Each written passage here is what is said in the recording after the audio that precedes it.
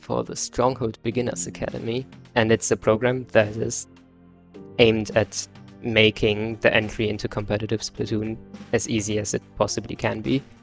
Because usually the way to get into competitive Splatoon before the SBA existed, or like I guess quote-unquote the normal way still, is really, really difficult.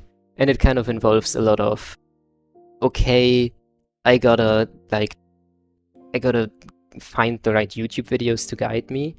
I'll have to make like a text FA post where like I talk a bit about what I want from the game and where I'm at, and then you just scream into the void and try to find other people to play with. And that part is really not fun. That is kind of a part that no one likes, and I don't think like someone ever liked. It's always awkward. Everyone that I've talked to who got into comp through that step of like being a free agent has had a lot of issues with their first team, has had issues like finding a first team, because that's also a part of it, that you need to get a team first and find other people to play with. But then also that first team is usually not a great experience because like no one on the team usually knows how competitive works. And that makes sense, right? Because usually everyone is kind of new to it. But it's it's always a lot of like playing the game without actually being super competitive about it.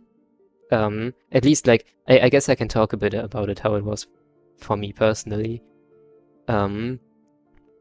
Because on my first team, we mostly just like played Anarchy Open every 2 weeks, maybe every week, I'm not sure. Not that often. And also, I barely call that competitive Splatoon. Because competitive Splatoon is not about playing Anarchy Open together. And I think we scrimped like once or twice throughout like 3 months. And then like at the end of those 3 months, like maybe played one paddling pool and then disbanded. And I feel like that's... Paddling pool must have been so demotivating as a new team. Yeah, as your first tournament. Yeah. I do think that we lost every game. I think it was at a like point where it was like pools, so we did actually get like 3 sets. Because like, oh wait, oh no, oh god, this is giving me flashbacks. Because that was before the Sando era. That was on it wasn't even on Battlefy. It was on Challenge. Oh no. How long ago was this? Oh no. That's a good question actually. 2.5 years? Oh, so like near Splatoon 3 release. Yeah, like I think about like 5 months after Splatoon's release is when I first like tried to join comp. Holy, this is giving me flashbacks. Yeah. That like... At least it's not start.gg, thank you, Mooj. Yeah. Start.gg is the only place that's worse. The fact that people still use it right now for LANs and stuff. Yeah, no, it makes sense for LANs. Yeah. Because its structure is really nice for LANs. Because like you can automatically pay with it, and like it's nice for tournament organizers as well. But holy, I forgot that we actually used to use Challenge. I'm so sorry to the tournament organizers from back then.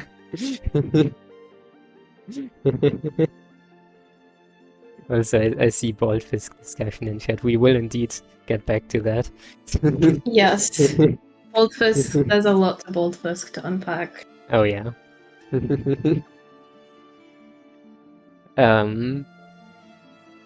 Okay, that's the challenge tangent over, I think. Wait, never mind. I don't quite remember how it used to work. We need a tangent counter. Tangent counter, yeah. Someone in chat keep track of how many tangents we go on. So I think like a lot of it used to work over Discord, because like Challenge is not a website where a lot of things work, right? for tournaments. It's just like, it just simulates a bracket. That's pretty much it. I don't even think you can submit scores to challenge as a player. And I think the way it worked is that you had to submit them in chat in a certain format, and then a bot would pick up on it and change it in the bracket. That's how I remember it working. Oh man. The good old days before Sendo carried us all. That's something that like a lot of the SPA players will probably not know, or like the players who graduated from SPA, is that like before the SPA, I think it was at a similar time, right? When tournaments started getting mainly ran on Sendo. Like that was a similar time to like SPA starting to pop up. I think. Maybe I'm mixing things up. I think you're right on that. Yeah. It's actually been so long. Yeah. Because like before that, it was like Low Ink was on Battlefy, Dapple would run stuff on Challenge and like Discord, like a mix of those two. Then some things would run on Start.gg. It was a mess. It was so much more difficult as like a player. If someone ever had to go through like Start.gg registration for a LAN, that's something you had to go through somewhat regularly. So yeah, that's the good old times. Thank you, Sendo, for carrying us and making it so running and playing tournaments is so much easier now. You should subscribe to Sendo's Patreon. They deserve it. Yeah.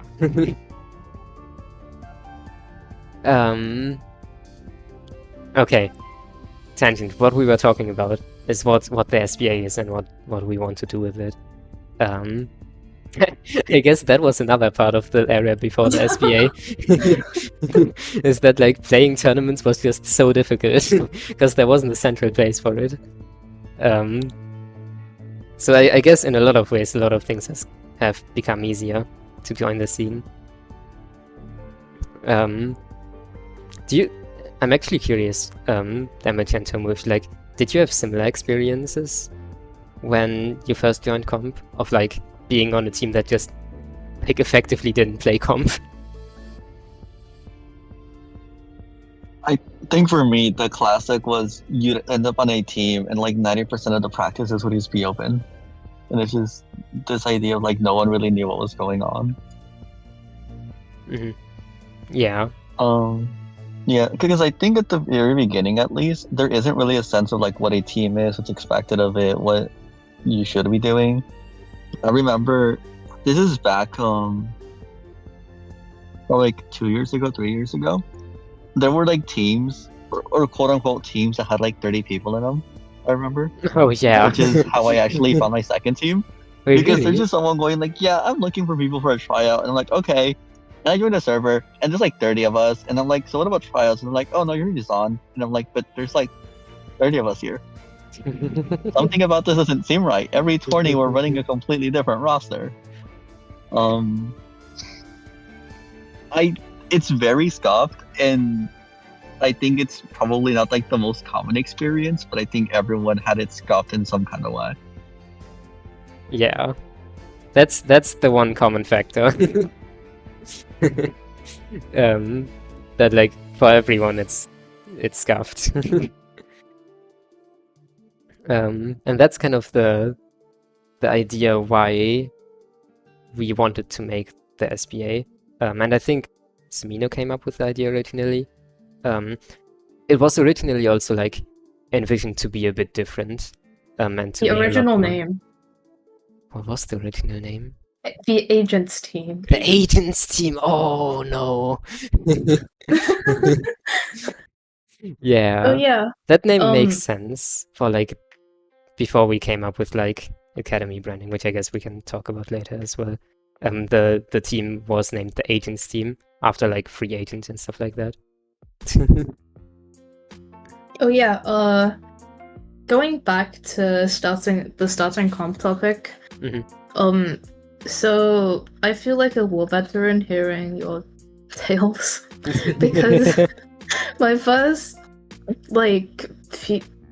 my first 2 teams was just drama every single day. No. And I'm so glad SB has things put in place to make that not happen. Yeah. No, I can't It got imagine so that. bad. Oh, damn. Looty season 13. We had Div 11. Oh, Div God. 11 was a thing. And there was so much drama in Div 11. I can imagine. Div 11 is the kind of place where a lot of drama goes on. I'd imagine Div 10 is similar today. Because like there's just some people there who like are a lot better, but like the seeders would have no clue, because how would they know that like a random person with no results, who's never played comp, who's never been on Sendu, is actually god at the game? The drama wasn't even about like the game. It was just personal stuff between people. Oh god. Everyone, well, a lot of people just didn't like each other for some reason. That's so weird. I would have imagined that like people just don't know each other. I think like after they got to know each other through Looty, and then as Looty went on and progressed, we started arguing and stuff. Oh no, that sounds horrible. I've not experienced that. Fun. Okay. Like despite it all, it was still an experience. I mean, yeah, all of it, like at the end of the day, is a learning experience. Like I think I learned a bunch from like the first team that like didn't go that well, as in like we only played open, and I took a lot of those experiences into like the new team that I then made myself and that I captained. And while I know that my captaining was still bad, especially at the start, it would have been worse if I didn't have that experience of like seeing how things can be even worse for like 2 to 3 months. But yeah, that's to all the SPA players in chat. That's how joining comp is without the SPA. This sounds like propaganda. I mean, yeah. I don't think everyone has said it as bad. This is true. I don't think everyone has said it as bad, but like the common experience is that it's scuffed. Yeah. I don't think I've talked to a single person who didn't say in some sort of form that it wasn't scuffed. There was a lot of no's in that sentence, but yeah. That's why we made the SPA, because we want the experience to be better than that. Because like a lot of it is that like a lot of people just don't ever take the step of like writing FA posts and finding teams, because it's just too much work, and it's too difficult. Writing an FA post is like you have to do a lot of thinking, which like I guess that part should stay, because it's good to think about like the decisions such as starting comp Splatoon in depth. Like you have to write it, you have to post it to the 15 different servers where you can. You have to know all of those servers. You have to know what you're writing and what yeah, and right. how to answer like people who want use questions. Yeah, right. You're essentially like writing an application for something where you don't even fully know what you're applying for yet. And like you don't really know who you're applying to, because like you don't know the team that like will eventually say, hey, you want to do a tryout? And it's just really tough. And then like the tryout process is even worse, because no one at entry level Splatoon knows how to do tryouts. And I'm very sorry when I say it that generally, because I'm sure there are some people that do, but like the general experience that I've seen is that like the way tryouts work at entry level is really, really messy, and it's mostly a thing of like from the perspective of someone applying, that like you try to find a team for so long that eventually, as soon as the team says we might be interested in you, you're so excited about that you like want to play on the team, even though like maybe the team isn't good for you. It's like looking for a job. It really is. Like it's a really, really similar experience. Yeah. So, how off topic and how off schedule are we? So the schedule is quite off, but like that is it. That was to be expected. That's a schedule?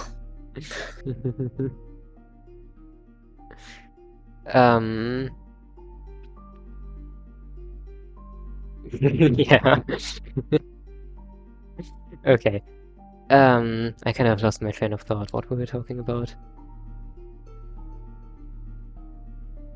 Oh yeah, tryouts. Yeah, because like a big thing that I think a lot of like entry level or like people just trying to get into comp have had is that they just say yes to the first team that like says yes to them. And that's something that I also think is like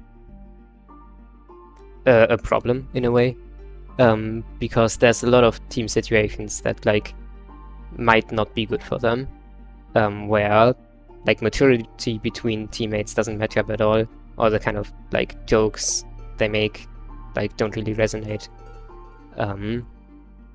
and it's just a really weird experience. And like that kind of like general idea that's like pretty much accepted, I think, when starting to get into comp of like, okay, the first team that I can get onto I get onto. I think it's also part of the reason that like first teams tend to go so badly.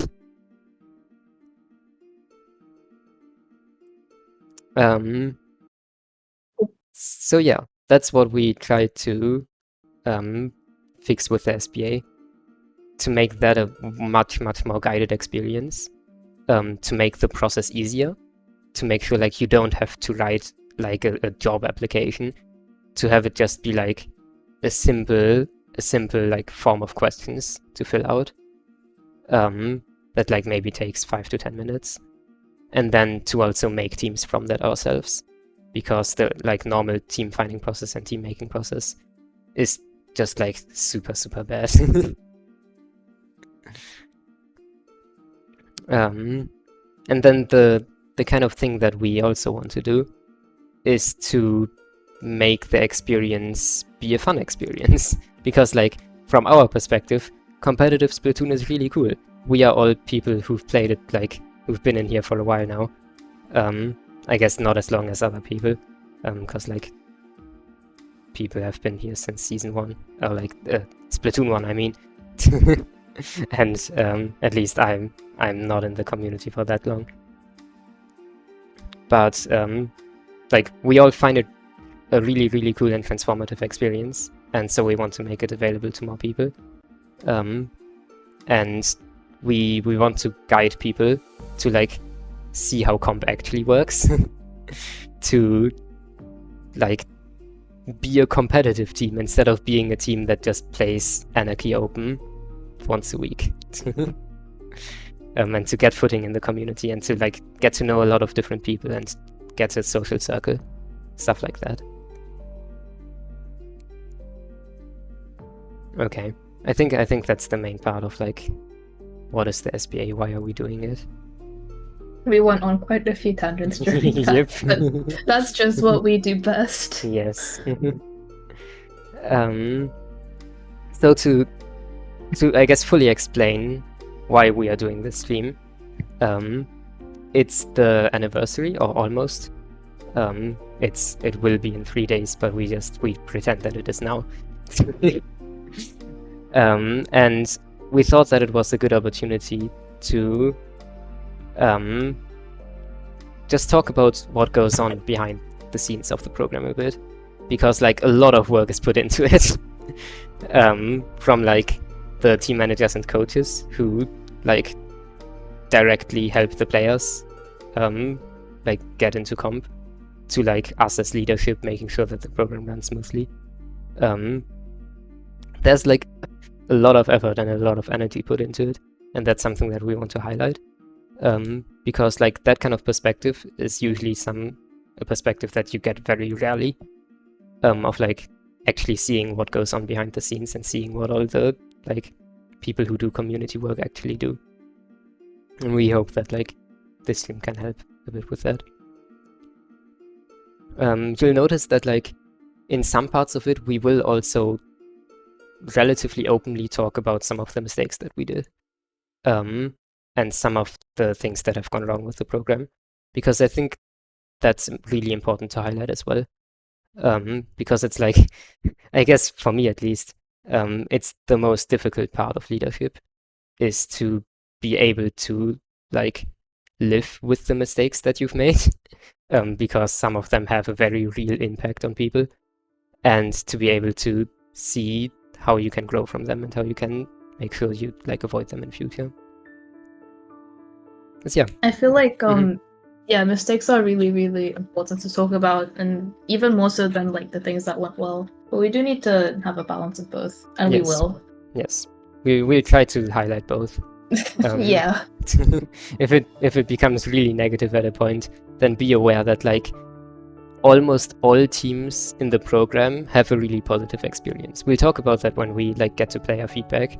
But most players give us the feedback that like their experience was really cool and really amazing.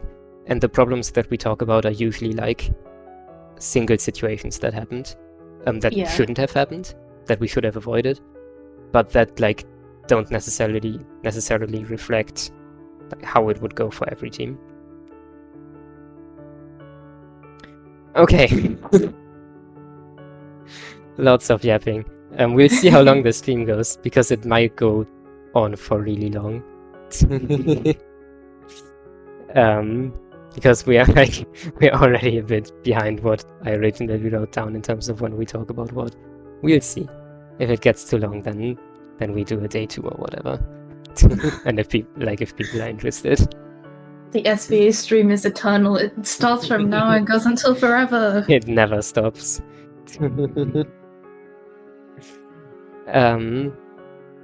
I guess to kind of start off with the Season 0 retrospective. And that's maybe where we should introduce some of the other people who have been sitting in this VC muted for a while. Because if I went, we switch screens. You want to put the topics, by the way. I'm sorry. Oh yeah. You want to put the top on screen. There you go. I can do that in a second. Okay. Look at our lovely goobers. Roa and Ari, amazing. hello. Hello, chat. How are you doing on this fine evening? Chat. What's going on? I'm a little guy. I'm a little critter. I'm doing pretty good. I guess I'll start intro-wise. I'm Roa. I'm one of the directors at Stronghold. I've been doing Stronghold stuff for about a year and a half, I think, which is a lot of time. Been involved in the community for a while now. I joined kind of competitive Splatoon about 5 years ago. I resonated a lot with what you were saying, Fisk, by the way, when you were describing early getting into comp experiences being generally poor. And all of your gripes, I wanted to just like yap so long about how correct you were. I'm always correct. But you are, bestie. When it comes to my connection with the SBA, I was a team manager kind of / coach. It was a weird dynamic both times. In Season 0 and Season 1. My teams being less than 3 and too late. Team 3 and Team 8. And yeah, I had a very positive experience with the program, and I'm happy to be here to talk about it. Yippee! Yippee! Harry, question mark, eyebrow raise emoji. Oh, my turn to introduce myself. Hello, chat. I'm Ari. I was a Season 0 graduate of the SBA. I was on aforementioned Less Than 3, who I've been playing with ever since now. I'm still with Less Than 3, which is cool. And since leaving the SBA, I've actually joined Stronghold myself, and I now get to do the live stream production for the showcase, the Academy Showcase, which is really cool because now I get to see all the other seasons come up and do their graduation ritual tournament, which is really cool because I get to see all the new talent joining the community. Yeah. Ari also helped me set up a lot of the stuff for this stream, so thank you. I get glazed too often. It was nothing. Yeah, let's talk about Season 0 for a bit. I don't think I want to go too into depth with it because I remember making a behind the scenes video a while back on Season 0. The main things that I just want to talk about is the stuff that I didn't talk about in that video. Because in parts I didn't talk very clearly about the things that went very weirdly with the program about that season. Also because I didn't have the full perspective of how it should be run back then. It was new for all of us, right? I think Roa, you were kind of the only team manager that knew what they were doing in Season 0 and did a good job. True, probably. Okay, so I don't know, because to be honest, I feel like my experience with Season 0 is so strange because we were discussing before the stream, and we were talking about the best and worst of the SBA, and I mentioned I had a very positive experience with Season 0, and Fizz was like, "Nah, bro, what are you? No, wait, Season 0 sucked. What are we talking about? That was the worst one." But to me, it was so perfect because I had a very strange experience, and every academy meeting, when all the team managers would come together or whatever, I'd always have the Less Than 3 update about how amazing they're doing and how great everything's going. And it definitely was a bit of an outlier, I suppose, an experience. Not to say that the other Season 0 teams were having an awful time, but it was remarkable just how incredible it was going for Less Than 3. Yeah. I think I accept the praise because I have a massive ego, but at the same time, I think so much of it was down to the environment that was created by everyone involved. So that includes the 5 people that were on the team, Pumpkin, Pancakes, Ari, Alta, and Oshus, and Lemon, the coach. Just everyone contributed in their own way to create a truly special environment where it was just really cool. I feel like my contributions are slightly overstated, but I'll take it. Because before the stream we were talking a bit about it, and Season 0, from my retrospective on it, it was by far the messiest one and the worst one overall. Because Less Than 3 was the highest of peaks, I'd say, at least from what I've seen, on how well the program can be and how impactful it can be. But the rest of the teams were kind of hit it weird. Mostly just from a staffing perspective, because none of us had a clue what we were doing. I remember myself as a manager in Season 0. I was extremely, really distant with the team. I think I set up scrims for them, and I talked with them in chat every now and then. I was in VC sometimes, not as often as I should have been. But overall just really distant from them. And I don't blame them that at some point they decided to make a group chat without me. Oh, not in a negative way. As in I think there were other reasons for it as well. because like most of them were relatively introverted, and I think they just needed a space where like they were by themselves to talk a bit more openly. But yeah, like it was weird. And I don't blame any of them. It was like, if anything, totally my fault. They still like they made like one of them made a like retrospective video after season 0, and it like was decently positive. But from having seen like Less Than 3 and like since then how the program can work, it was really messy. It's like that's the kind of experience where like I don't think it was necessarily bad for the team, but it wasn't like that good of like that strong, that like really transformative experience that we wanted to be either. There was a team in season 0 that had a really bad time as well. We can get to that for sure. On just while we're on topic, I think I do want to say a little bit about like the cultivation and creation of a positive team environment. Yeah. Because I think, and Ari, I value your input on this a lot, because this is something I don't think we've actually talked about. So SBA exclusive in the fact that this is the first time it's ever been talked about. But so exclusive. I don't know what's coming up. Oh well, hold up one second. Yes, join now. Okay, we're gonna extra special guest number 3.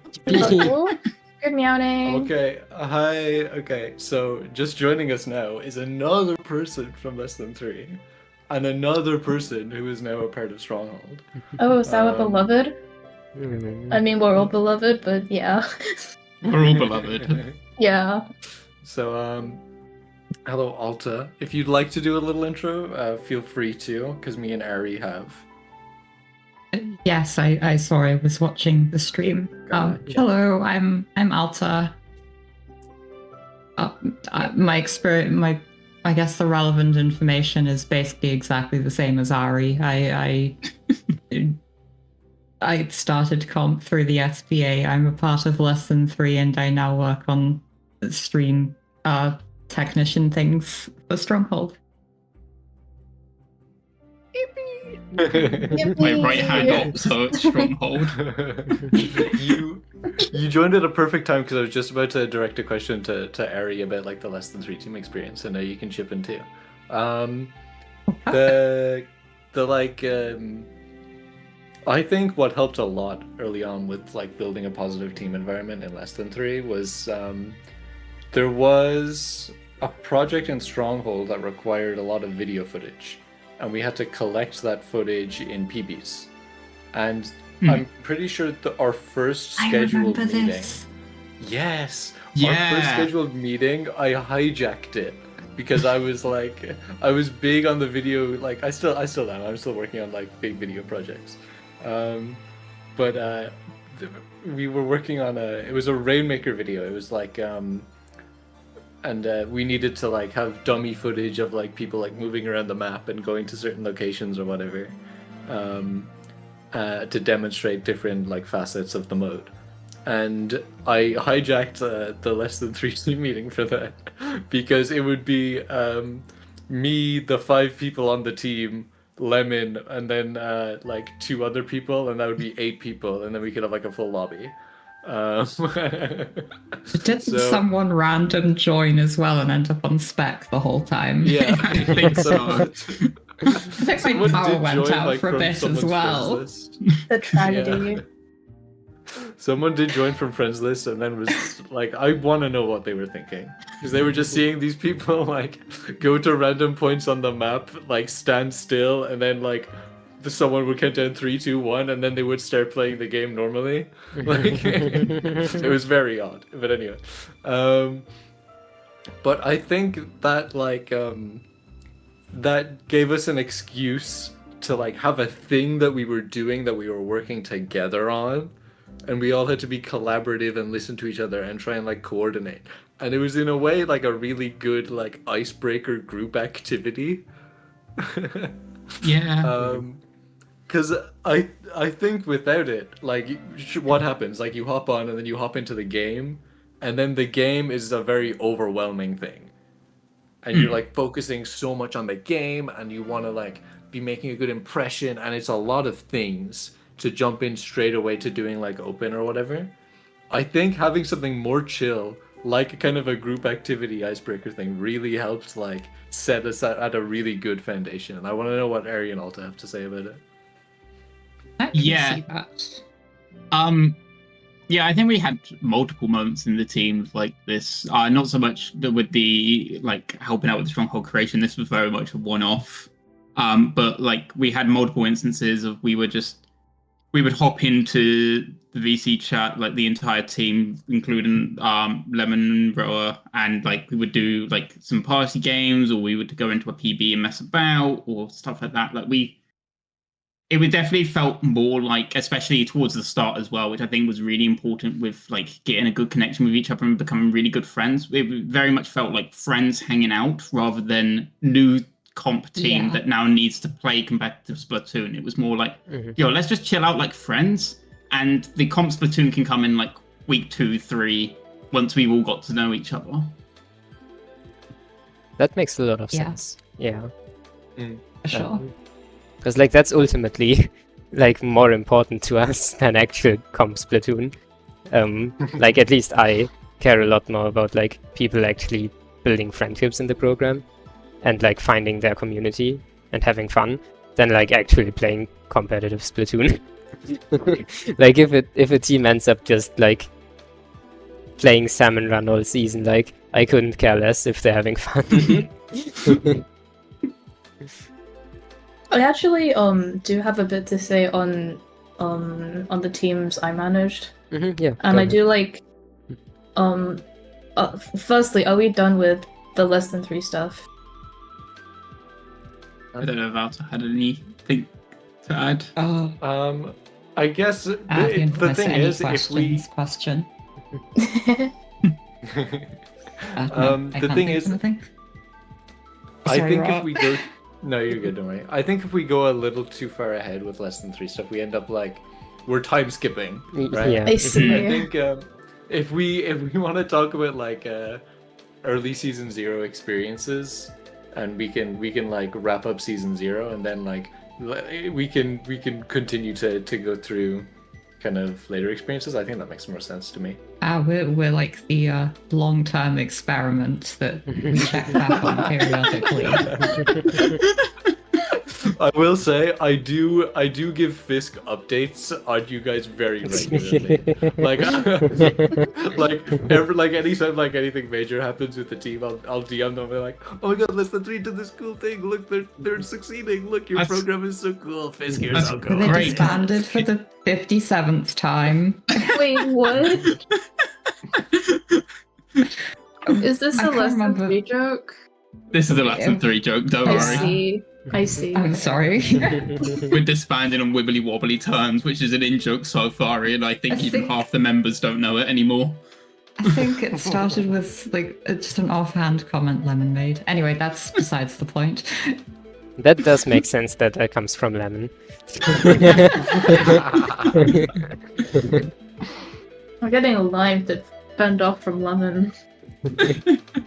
It's fine. I'll bump into you all in Germany in a week's time, and I can drop the Yeah. entire less than 3 lore. It's all good. Yeah, speaking of which, you can find us at Octofest. Oh, huge. We have like a whole booth. We have a whole line. Like you can We get do. Fisk to sign your We ball don't. head. We don't. No. I'm working on getting both Fisk stickers. Let's go! I'm gonna try my best to That's make it incredible. happen. Is this tangent number 4, by the way? I've Are we lost keeping count. in chat? I've lost count. I remember someone was keeping track of it, but I don't remember their name. I'm very sorry if you're still here. We are at a very high Oh level. yeah, some fox number 5. Some fox 5. Thank you very much. I mean, if we want to okay. go, if we want to get back on track with really early lesson 3, but still have the lore, I remember the fact that the first contact I had with Roa was Roa sending me a friend request. And at the time I was on mobile, so I only saw the friend request and not the initial message. And I saw the only common server we had was the Splatoon Stronghold. So I was seconds away from blocking Roa on Discord before I noticed that there was also a message request from the same person. So I almost blocked Roa and didn't join the SBA. Blocked Roa and ruined your life. I a very similar experience. Pancakes, the captain lesson 3, who's not here. They like were on the fence about it. Like they heard it and they were like, oh, I'm not sure. And now like whenever we bring it up, there's like, oh my god, I'm so happy I said yes. I'm so happy I said yes that day. That's so sweet. But yeah, Tomo, if you want to go ahead with. Okay. I was the team manager of Percy Parade. Not allowed to swear here, right? Probably not. I guess let's not. We Okay. get one for comedic value. Is it like PG-13 rules? Yeah, you get one have to per just I get one one. per 30 minutes. The one expletive on the entire stream for the most comedic moment. Oh, I didn't think this through. You didn't. I didn't think about where I'm gonna use it. I think I'll hold off for now. Okay. Is it like one swear word per person, or how does it work? Yeah, one per person. One F-bomb, one S-bomb. Okay. Tangent. Yeah, I had Perseid Parade, and what was I doing? So we had Z and Enya as coach and co-coach. They were very good at what they did, and they also kind of did a bit of what I did as well. But I feel like I was definitely there mostly to like help with the team bonding instead of the actual scheduling. And at the time that wasn't like listed in the staff handbook ? So like No, it was not. so like I didn't really feel too good about myself afterwards. We spent a lot of hours together in BC actually. Like some of us genuinely did not have lives. So yeah, I didn't have a life back then. I have a life now though. Fortunately, is this a fortunate moment?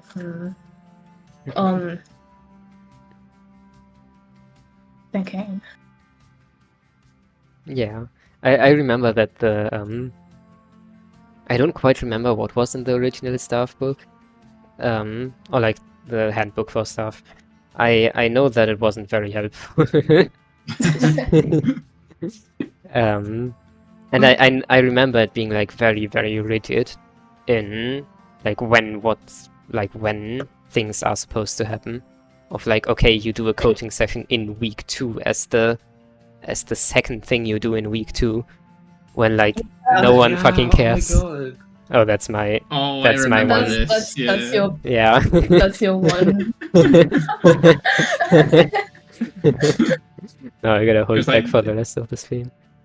You must have a scrim in week 1. You must have a VOD review week 3. Yes. You must be doing a tournament in week 5. It's Yes. like, it was very like, this is the order that everything's gonna happen. Yes, it was very was, much like that. I think the SVA original one. used- Yeah, go ahead, Tomo.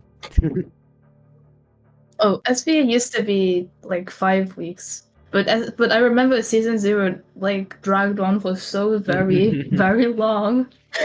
Because Yeah. like everyone was kind of just a bit behind schedule. Yeah. And I believe the showcase was taking a bit to set up as well. Yeah. More info on that is in my video on it. Was but there even going to be basically- a showcase originally?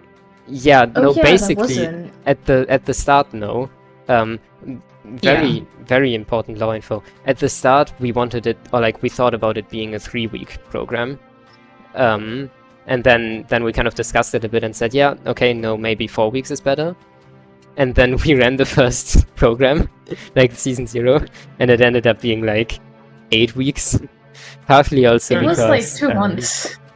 yeah, really long. Two. Yeah. Mm-hmm. Also because like we came up with the idea of the showcase, like Oh my god. really late, like basically after the program was already supposed to be over. I think I So- remember. Yeah. Mhm. I think I remember us dropping a message in the Less Than 3 team channel, saying, "Yo, wouldn't it be cool if like there was like a tournament between all the SBA teams, like at the end of the SBA?" Yeah, I don't I know if that was just a vaguely remember coincidence this. or if that was the idea instilled. Yeah. Probably a It was still floating coincidence. around. Because like I think I remember it coming from someone else. But I don't know. The the production of the production of that was so rushed. I feel really bad for like everyone who was on production back then. That was season 1 was the one where we had the assets and it was like put together. I shouldn't say poorly, but it was like scuffed. Put together last minute is the best way to Yeah. It's yeah. I remember that But- one because that was the only one that I was a part of helping with the production and design of, but wasn't the one to stream it. And then from season 2 onwards, I've been the one streaming it. Yeah. Because I remember there while being we're on the so topic many of the issues. tournament. Yeah, go ahead. My one and okay, you can talk all about like the people that have joined the scene because of my contributions. You can talk about that. That's not my proudest contribution to the SPA. My proudest contribution is the title of valedictorian for the winner of the tournament. That came one. from you? Nice. Yeah, that was me. I That didn't was know me in a about meeting. that.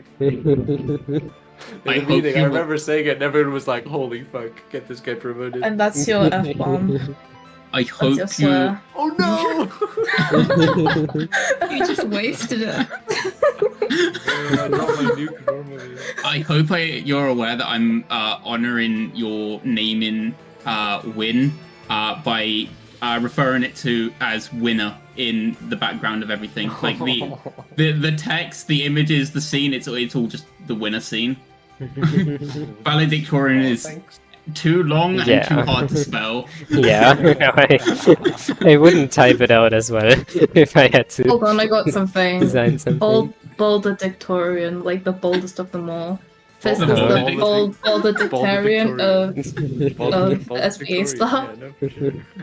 Do you want to go on the ball tangent now if we already have all This the is people we here? have all of the relevant people in the VC. Yeah. So. This is true, actually. This is true. Y'all go ahead. Okay, bold disclosure. Do we want to pull up the Should I fifth screen? Oh, I can send if anyone needs the original image. I think I still my have God. it somewhere. Will I set the scene and then we can while we're pulling up the assets? Yeah. Because it'll take Yeah, a bit go of for time it for because I me. can't Yeah. remember if it was season 1 or season 2. The big call was oh happening. damage. Mhm. It was. That was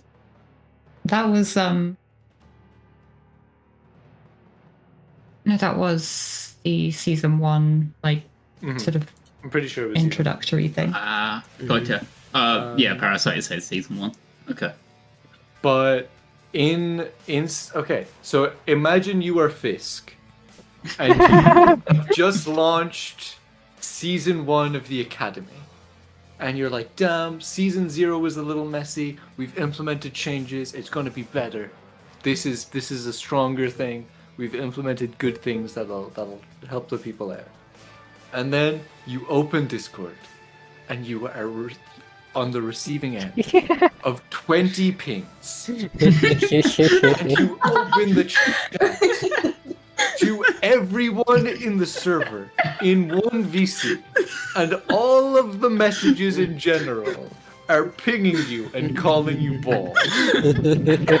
Now, we rewind 20 minutes. a few of us are in the general VC. We're chilling out. We're having a good time. And then more people join. And then more people join. And then more people join. I think at the peak, there were genuinely like 15 people. All in the VC. There were a The lot most of people. overstimulating VC. I remember it started from me like making a comment on how Fisk looked a bit bolder than Alta, Yeah. making my imagination a reality. Thank you very much for that, by the way. I really appreciate it. Yes. But yeah, Tomu like looked at, because Fisk's old profile picture, like the current one drawn by Anya, heart emoji. The current one doesn't look bald because it's not. But the old one, the hair was kind of super close to the edge, and it kind of created like a tangent where you could kind of like imagine it as like blank space, and it really did also- just look bald. It was also the orange ink color that looked really similar to Yeah. the specific like, skin tone that like this Octoling used, Yeah. and so it sort of blended as well. This is a So, lovely Joel- transition to season 1, by the way. Yeah. I just love. true. I just love how the bold Fisk is also just has evolved past the SBA as well. Of It's like breached containment. there are people now in this. there are people now in like the Splat UK community now who are aware of it and have like less than 3 has gone to a LAN. Oh god, we're going on to more less than 3. You're leaking. We're leaking. We're jumping. Patience, Time skip. And as part of the LAN, we were doing interviews, and one of the questions that came up was, "So, we hear that Fisk is bald. Can you tell us more about that?" It's like, how do you guys know this? They did the research, man. No, they're like. Of all the teams that they could have just happened to ask that to, it would. Well, I mean, obviously it was because of the connection to the fact that we're like an SBA team. Yeah. But it did just so happen that we also have one of the 2 people responsible for scalping Fisk. Yeah. So this is the one made by Alta, right? Yep, that edit was mine. Yeah. This is the one by Alta, and then later Tomu made this lovely piece. There's so many more. I love the GIF. The GIF is so good. Yeah. There's more, but I don't there's have this any one. else Check- right now. Check general pins and just like show everyone everything. Or like if everyone's in the SBA server, you should just check general pins. It's a masterpiece. It's a gallery to look about. Yeah. I think a Where lot is of it is made damage on the Blue Sky. stream overlay, by the way? I don't know, They're damage missing for me. disappeared, and I don't know how to fix it right now. No. I disappeared. Oh, now you're You're back. invisible. Yippee! Oh, there we go. Oh, there we go. Oh yeah, wait, okay, I'm gonna share this one quickly as well. This is also a creation. This is what I expect Fisk to look like when I Bald meet you in Fisk Germany. Cube, Bald Fisk Cube. I repeat, Oh Bald yeah, I Fisk remember Cube. I made this one. There's a lot of bald Fisk stuff. Has all of it made it onto Blue Sky at this point? I I feel like a think lot so, of it yeah. did go onto Blue Sky. Show the spinning cube as well. I guess while we're on this topic, season 1 was probably by far the most active season in general and in VC because Yeah. I still didn't have a life back then, so I was kind of just in general VC almost 24/7. Yeah. And then we just like did stuff every hour of the day. It was really fun until I got like burnt out, and that was great. But Mhm. yeah, we don't talk about that. I mean, if the Tomu burnout story is something we'd be interested in, I don't mind elaborating. I think it could be interesting if you want to. I don't mind. Yeah, then go ahead. Oh, this will kind of like go into season season 2 and 3 as well. That's fine. We'll just skip one round. Okay, so I managed 4 seasons in a row. Never do this, by the way. I don't know why I did this. Cause like I thought I'd be fine managing this many seasons in a row, but apparently not. Like, I thought I'd be fine through the burnout, and I had the time for it. And I think during season 3, I had to go on holiday, and I was peaked burnout. So it was really, really, really difficult for me to get into VC to find the time to get into VC with like my team. So the most I could do was just help them over text. They were very, very self-sufficient. Like, you guys are peak team. Yeah, I feel like season 3 is kind of the time where all of us burned out, because that was the time where I had like the worst burnout as well. Yeah, Critic. I think my only real regret was that I didn't really spend much time with everyone there. And I wish I could have spent I wish I could have put a bit more time to be your friend. Yeah. It's okay, you'll get more Critters mentioned later on. Yeah, but like at this point we heavily encourage people to take a break after even having managed or coached one season. This is a bunch of reasons. Mainly to avoid burnout. It's also just like you can keep in touch longer and better with your team if you take a break. And like if you manage or coach twice in a row, it feels a lot like hopping between teams, and like you can't give proper attention to your first team anymore. And some teams are fine with that. Some teams, like, it's they don't really need like an active manager or active coach, and they're fine with just like being left on their own after the program. But I think for a lot of teams, it's cool if the staff kind of sticks around. So yeah, like I don't think there's anyone apart from you who's even done like 3 seasons in a row. And then you do 4. It is insane. If someone breaks that record, I'm gonna break that record back. No, please do not. Okay. I'll do 4. Challenge accepted. Please let there not be like an attempt to like get world records on how many seasons to manage a coach in a row.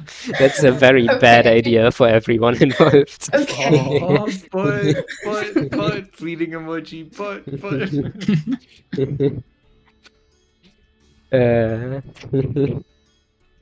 Yeah. I guess to get back to season 1 and stuff that went down there, I don't remember much of the lore outside of Baldfisk, because that's the one that like I guess has had the most impact. It's definitely the one with the most longevity. Yeah, as you can see by my little character on the bottom left, still being bald.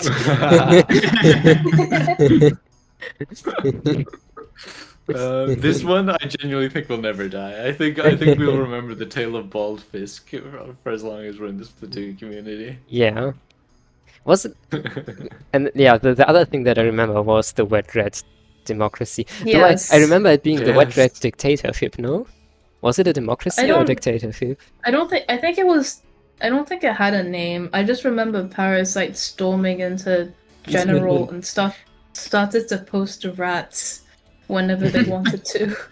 Oh, it was the Wet Rat That's supremacy. all I remember of it as well. Yes. Democracy led by me.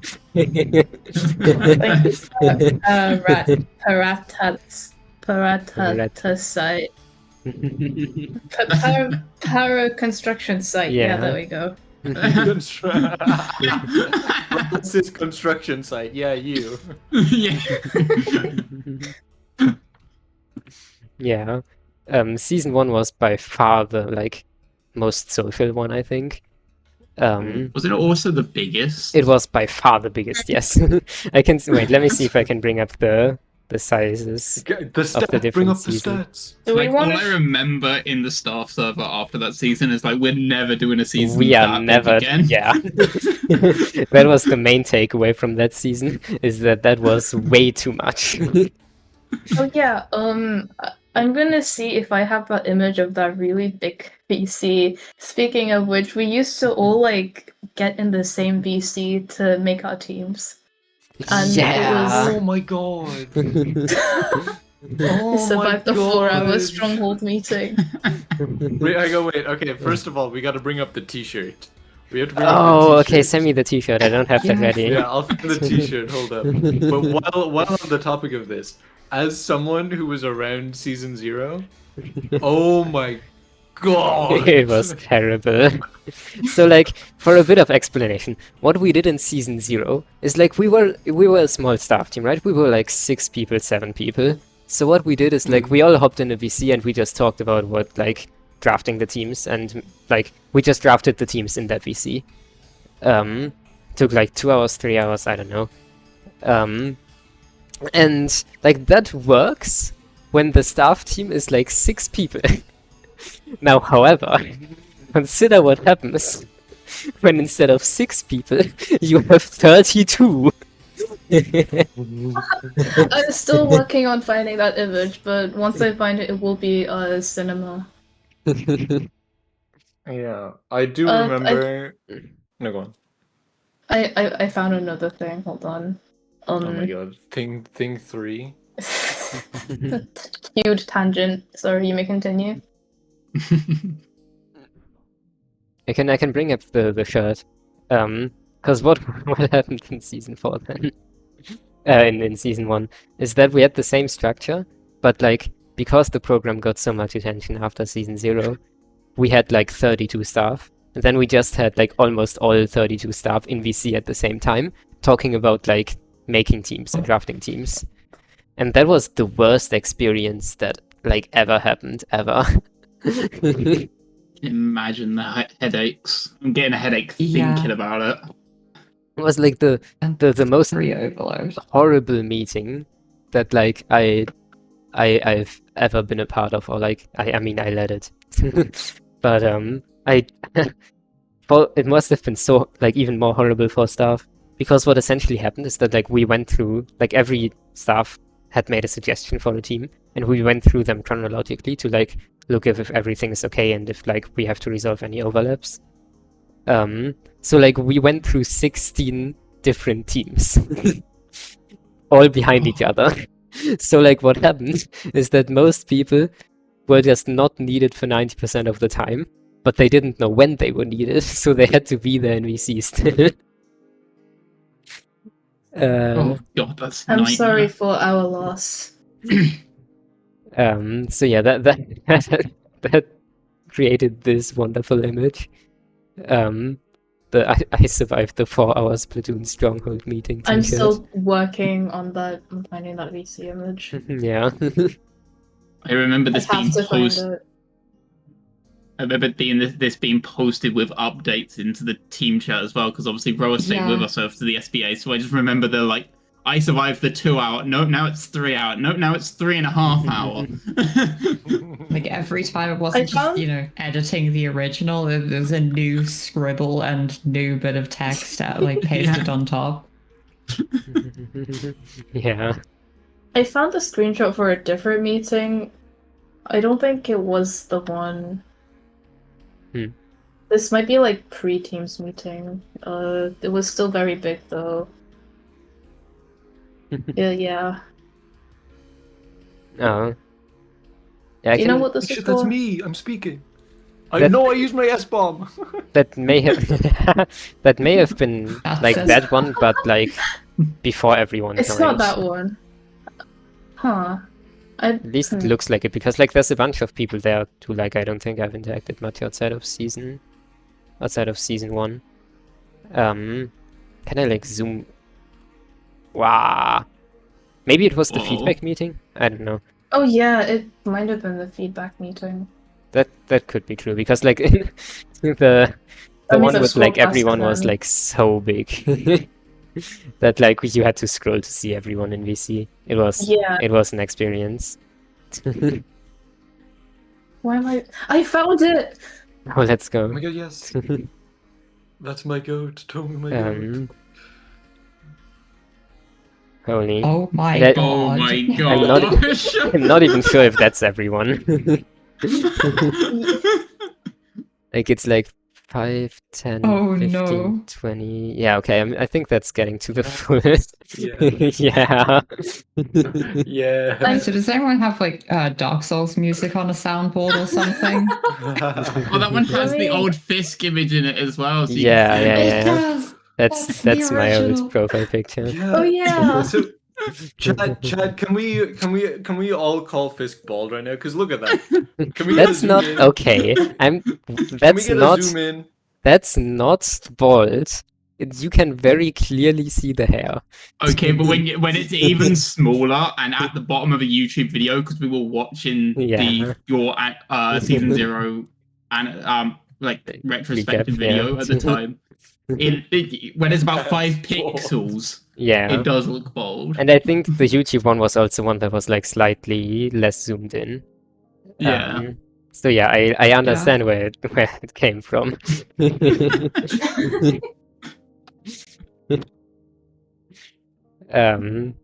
Yeah, on the topic of like how season 1 was a mess, stuff happened in season 1.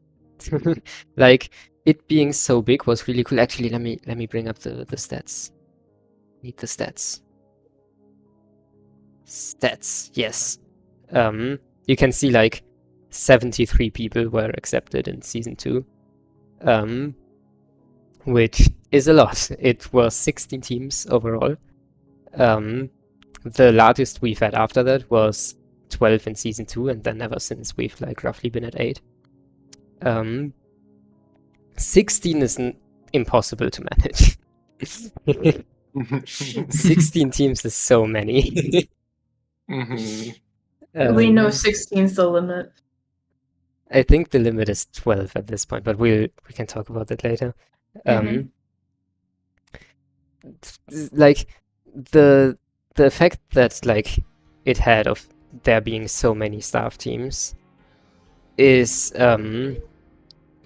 that basically we didn't have a very good control over how the season went for the different teams. And that's something that we didn't really do it like at season 0 and 1 as well. But even if we had tried to like find out and make sure that everything goes well, I don't think it would have been possible. And that meant that like for some teams their experience wasn't as great. I know of one team in specific where and I need to speak about this in very general terms, but their coach wasn't fit for any kind of responsibility with the SBA.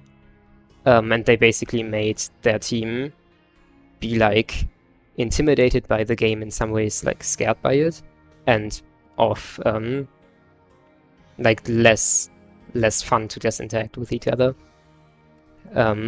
Yeah. That was by far the lowest low that the SBA ever got. It was really bad. I think that teamship never would have set sail with that coach. Yeah. It's and like obviously I won't talk about who it is. I don't even think you could find them if you tried to. Because they aren't on any kind of like documents of the SBA anymore. And I don't think that they're very active in the community.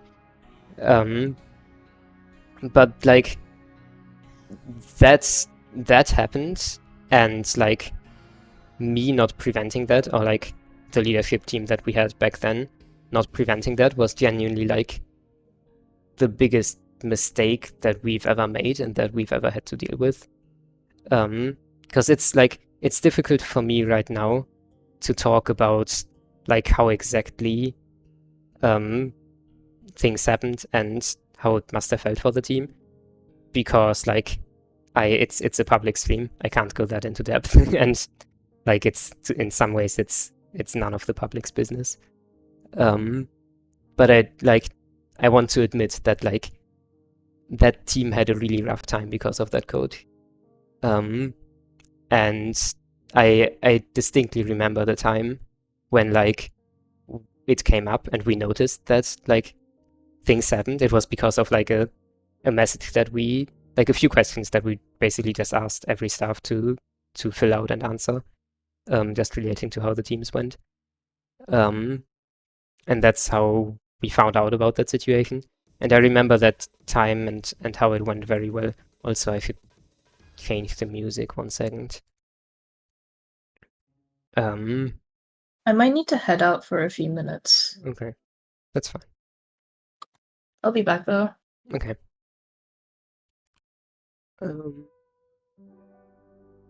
Yeah. And I remember that time like being really difficult for me to like resolve the situation and make sure similar stuff doesn't happen in future. And I'm really glad to like all the like friends and people close to me at that point that helped me get through it. And like helped me help like the team and the other person that was involved with the team, like the staff, the other staff that wasn't the coach, to get that and like somewhat resolve the situation. But yeah, that was tough. And that in a lot of ways kickstarted a lot of the stuff that we do as leadership now. And in a lot of ways, like that made us realize that the way we had taken our leadership responsibilities up until then wasn't going to work anymore, and like had led to actual harm. Because what happened before is that like after season 0, we got a bunch of staff applications, and we pretty much accepted everyone. We just like, we got the application, we saw what they put in. As long as they didn't put in anything like absolutely horrific, we just accepted it. We didn't talk to them, we didn't have an interview, none of that kind of stuff. And like bad faith actors just slip through if you do it like that. And also like even people who just have their best interest, where they just want to do their best, don't have much guidance if like the only thing to go off of is like a document that isn't really helpful anyway. So the severity of that situation in a lot of ways helped us realize that, okay, we do just need to do interviews with everyone before we bring them onto staff. And we should probably be somewhat picky in those interviews as well. And like if we notice any kind of like mentality problem that we disagree with, then maybe they just shouldn't be staff because of the potential danger that people with bad mentality can do as staff. Because like staff in this program has a like mentorship position basically, right?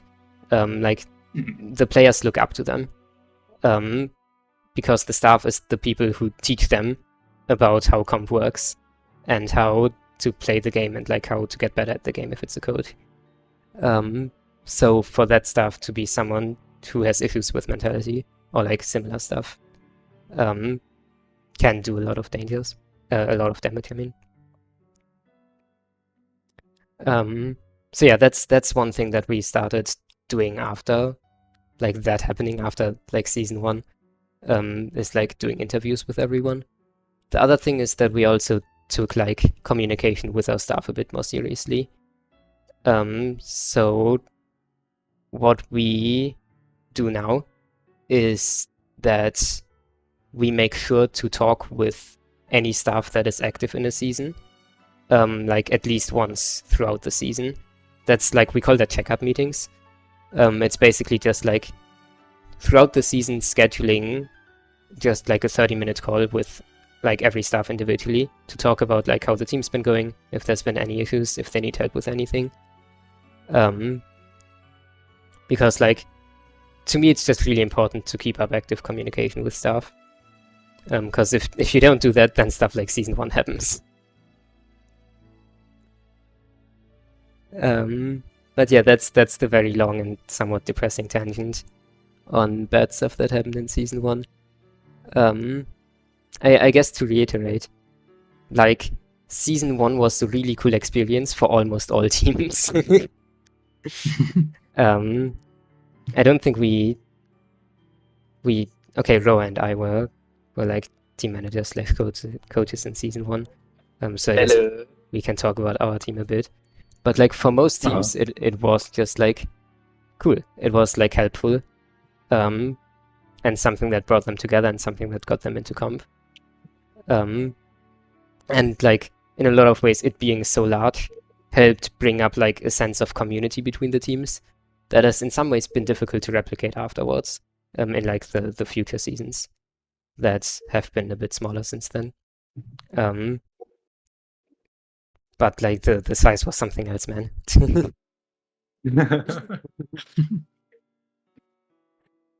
Do we want to talk about Too Late a bit? Too late?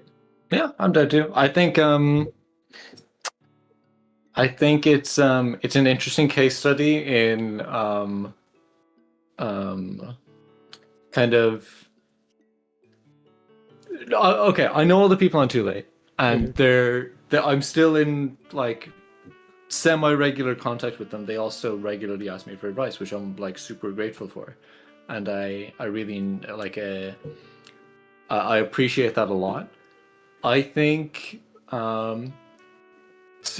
this is when we kind of started to learn the importance of having truly active staff who are able to commit fully to it. Because frankly, Fisk and I were not able to.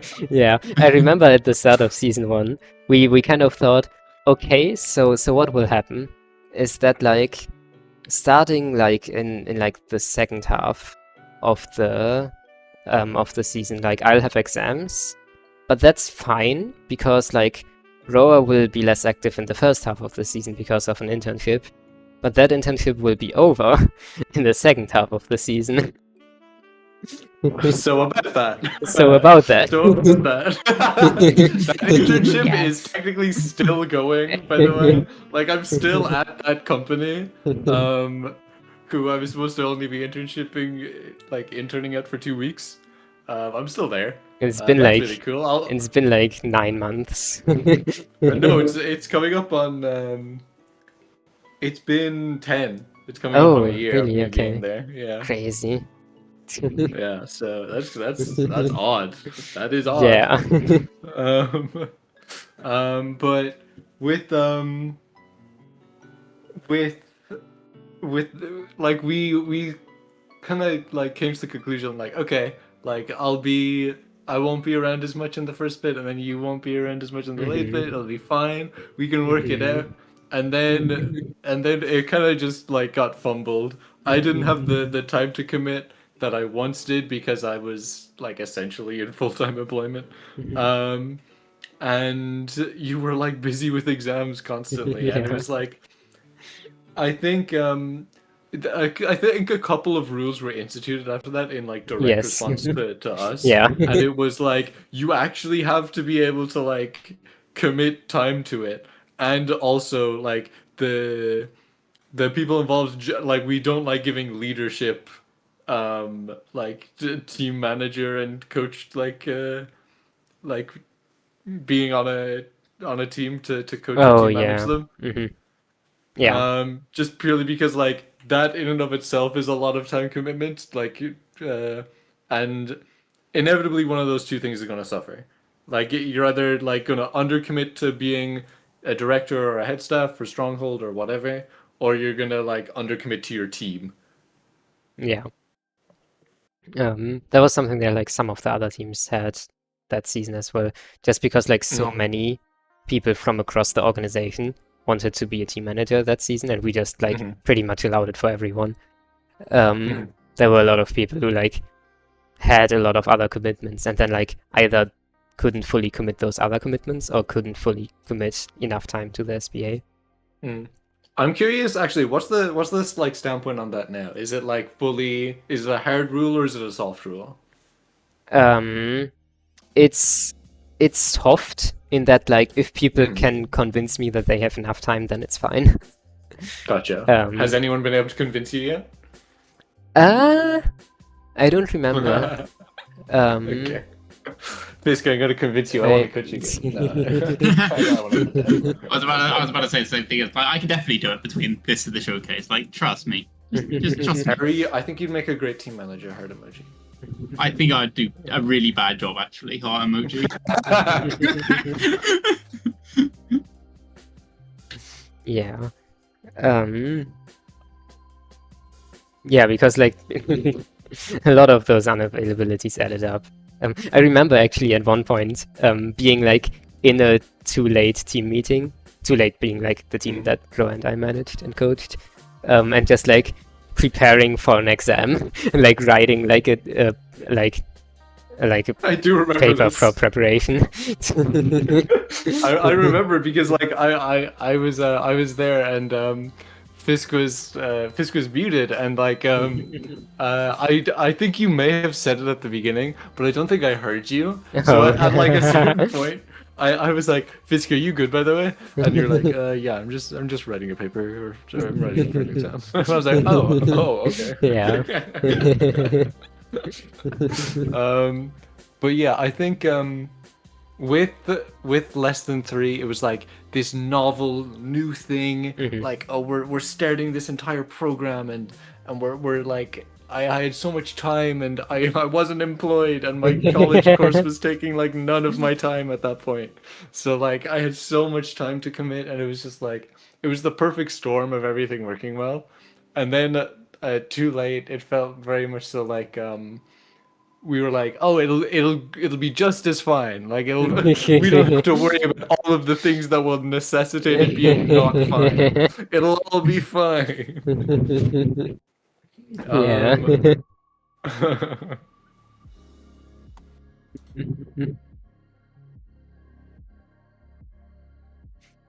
Well, certainly an experience. Yeah, it was. Also, yeah, for all the I don't people think, in chat talking about like wanting to be a manager or coach for the program, you can apply. It's on like if you go to the Stronghold, like SplatoonStronghold.com, our website, then there's a page, like I think volunteer it's called, where you can apply for stuff. I will say that like for coaches in specific, we don't accept many coaches who don't have any experience, because that's something that's like relatively important to us. So like if you want to be a coach for the program, maybe try coaching like some teams, some friends of you first. But like we're always looking for more stuff. That's something we'll talk about like at the end of the stream as well, I think. But yeah, like how big each season is mainly just dependent on how much staff we have and how many people are active and interested in managing and coaching. So like within reason. Yeah, within reason. You have like basically you have a lot of direct impact. Like if you apply, as in like if you end up being a team manager or coach, it's not unlikely that you end up like making one more team for competitive Splatoon, which is really cool. Real quick, I want it to be known that we have more viewers than Dapple. We're more viewers than Triton right now. So, but Dapple's watched. No, you can't say that. Dapple is so good. Herdabuji, Alice, my beloved Herdabuji. Herdabuji, I'm sorry. Trying to create beef between organizations that like doesn't exist. Bro, okay, no, okay. Okay, no, someone. Okay, Z, if you're watching, host a tournament where it's like only staff members from each org in a Splatoon tournament. Wait, no, that's amazing. People versus Wait, Staffel no. versus Stronghold. Wait, no, I'm cooking. Make No, it happen. I want to Cook, produce cook. this. I want to make this a reality. I so want to Okay, stream that'd be this. so fun. Yes. Which org is the best one? Wait, I peaked, no? This would be so Wait, much fun. someone write that Wait, down, write that wait. down. Overlay for Producer Your ne- Patch. Okay, I'm making a call it post to Popgun right now. If you're watching, me, you, 1v1 me. PV, 1v1 right now. To decide which is the better org. Which is the better org? Oh, holy shit. Oh no, he's supposed to... Okay, that was worth it. That was worth the second S-bomb. It's fine, you can have mine. I'm not likely to use it. It's Oh, all thank good. you, yoink. Yoink. Same. Speaking of Dapple, by the way, they've been doing Triton weekly, which is insane and very cool. I am a very big Triton fan of heart Triton emoji. being a weekly. Hmm. Is it appropriate? Like, okay, I brought up like ratioing Dapple, heart emoji Dapple, I love you Dapple, but at the same time, I also have more followers than them on Blue Sky, which is a metric that I care about. You are also the biggest engagement farmer that I've ever seen. So like... You are. Okay, history lesson, right? Before Stronghold, my main contribution was like the Splatana Wiper server. So like I ran that, and like that's what like anyone, if anyone was like, hey, do you know Roa? It's like, oh yeah, the Splatana Wiper guy. Like that's what people know me for. At least knew me for then. Now it's mostly Stronghold, which I prefer. But even before that, and kind of like these periods overlap. But like there was a point in time where if you asked someone, they'd be like, "Oh yeah, the Twitter guy." I was the Twitter guy. People would know me because I would just make like nonsense posts constantly, and that's all I provided to this community. I still do. I've started doing it a lot more recently because I think it's really funny. Shout out to hashtag HighDiv Stronghold. Hashtag HighDiv Stronghold. Yeah. By the way, if you want to go follow me, it's at roa.sbl.com. Yeah. Yeah. .sblstrong.com.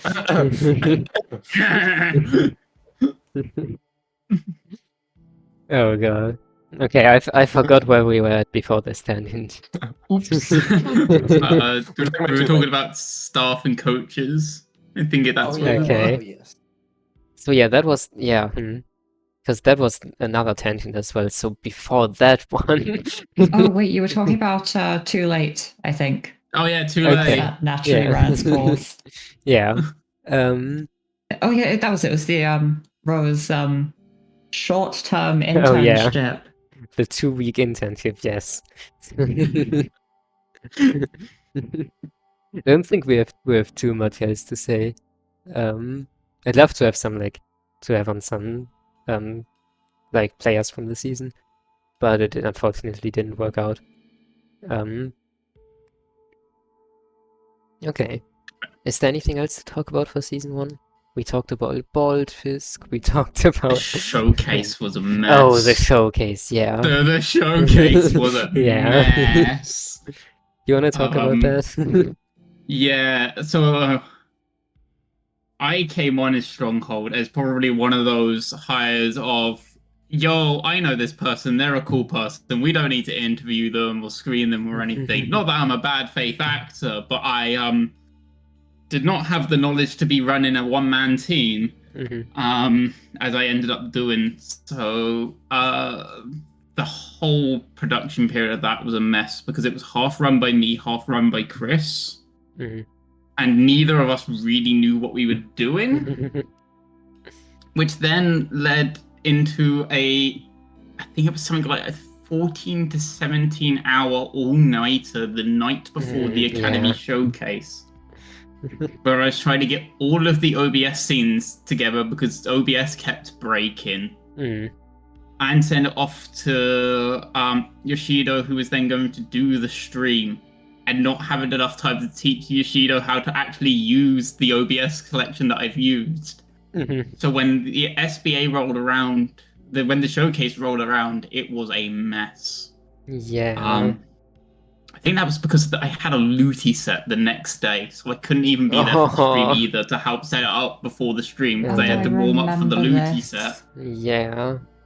It was Looty was back then crazy. a horrible mess. I think it was a necessary horrible mess. I've learned a lot since then. Thankfully, the other showcases have been a lot smoother since. But yeah, SBA Showcase Season 1 was a mess, and it almost got me to quit Stronghold the first season I worked on. Yeah. Because I think another part I of it will was that, like... add 1 to the tally. I think another part of it was that production for it wasn't really started until the late... Hi, Tomu. Hi, Tomo. Okay. Please tell me the metal pipe was on stream. It should be. It should be. I see. What did that interrupt into? SBA Showcase Season 1 production. Yeah. Hell. Stronghold production crash out. Oh. I think another part was that, like, we... Extremely quiet metal pipe.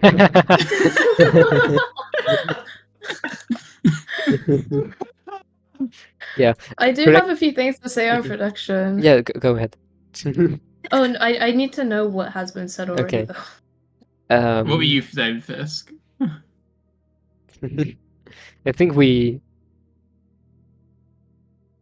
I'm just gonna go ahead with what I was gonna say. Is that, like, if I remember correctly, y'all didn't start with, like, most of the production for it up until, like, I think 2 weeks before the tournament.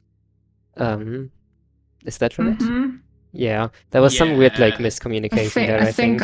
Yeah, I think I was on the like I said, joined Stronghold a little bit after Ari to help out with things, and I can't remember if that was before or after the I think it season was 1 in that showcase. last 2 weeks on the run up because I remember crashing out over it in the team chat, and you put you like I can help. It's like, let me speak to Chris. Let me see if I can get you on the team to help. Sounds familiar and correct. Yes. Yeah. Yeah, that sounds accurate. Yeah, it was a mess. It was an experience. It was a good learning opportunity, and I say we probably learned a lot from it. But yeah, it was. Yeah, I think the later streams went a lot, like, more cleanly. Yeah. Would you like to show the current screen drafts? Yeah. Cause, like, yeah, if you have the drafts. I don't know if I have the drafts Yes. anymore. I do have them prepared. If I can find them. Cause, like, the wonderful background piece that you see right now, it's really, really amazing. I can show the first drafts of that. You want to talk about it? Oh yeah. So I remember, I remember it would have been better for us to, like, start brainstorming stuff first, but then one day I got an idea and I just, like, made a sketch and everyone thought, yeah, we can go along with this. Go along with the idea. It doesn't look nearly as good as what it looks like now. And then me and Ellie went and, like, did some corrections to the perspective and stuff. I can show the other one. Make you the next image. Yes, I have. Yippee! It looks a lot closer to what we have now. I did the cast art for these, and it's funny because from the first draft to what we have now, cast rotated 180 degrees. Yeah. I think having it more purple was definitely a W change. Yeah. It's like the way it looks right now is really, really amazing. Yippee! Yeah, I love the fact that we got the screen as well, where we can do really cool Mhm. transitions Yeah. between Mhm. scenes. Like when we get to the end of the set, we just have the idea. The whole concept of this was Cass was in her room, above Inkopolis. Is it Inkopolis? Inkpocalypse. I can't remember which one's the Splatoon 1 plaza and which one's the Splatoon 3 plaza. Inkopolis is Splatoon 1 and 2, incidentally, but you clearly Right, have stricken okay. the second Well, entry in the series from your It's memory. above the lobby area that you have. You have the hub world. Cass is in her little apartment above the square. And the whole idea was the Academy Showcase was going to be like almost like a video game on Cass's monitor. Mhm. So it's really cool that we had the monitor where we can like do the zoom in and zoom out transitions on the Be Right Back Yeah. screen to kind of like sell that idea. It's probably more I could do to better sell the idea, but I think it came together quite a bit, which is why all the other scenes good. have like 8-bit stylization. It was really cool. Mhm. And then I like I the posters spent on the way wall, too by the long way. making the most utterly imperceptible little effect for scene transition. Yeah. Oh yeah, Ever. that was the biblically accurate jump. That was the It was most the important biblically- bit. Oh my god, send on the super jump part. That wasn't what I was thinking of. Oh, no, I was see. No, the I can get the biblically accurate super Do you jump, have your though. doodles from the early days of the production? I do. I keep Oh my everything. god. So we There was have. a lot let of me stuff that was just- made just for the fun of it. With like, because Outer, so Tomo did most of the background art here. Was it Ellie who did the cast animation? I Yeah. think I so, think, yeah. Yes. yeah. And then Outer's contribution to this scene here specifically is the chomp lantern on the right hand side. Not the actual art of it, the concept of it. The concept, which sorry. Was Which led us down a rabbit hole, to say the least. Oh lord. It's been so long since I've seen these. Oh my god, yes. Do you have all the different Also- faces you did for the chumps as well? I think I still have it on my reactive. I can change my little goober to the What the hell is that? Super I've Chump. never seen that before. Yeah, this It's- is less than 3 in production team lore only. Yeah. What the Do hell? we want to show this on the stream? Yeah, I pulled it up right The now. biblically Oh, accurate Be not okay. chump. afraid. Is that a bamboo actually for the wings? That's epic. Mm-hmm. Those are so good. There's like bits of dually squelches and tri-stringer in there as well. Yeah, I see. I just kind of assembled like all the weapons that had jumps, I think. Anyway, That's perfect. oh wait, of course you can't actually see my creature at the moment. Yeah. Oh, don't so- forget this. Oh yeah. This was my amazing idea for when we had there was a Splatfest on, and we also had a tournament at the same time.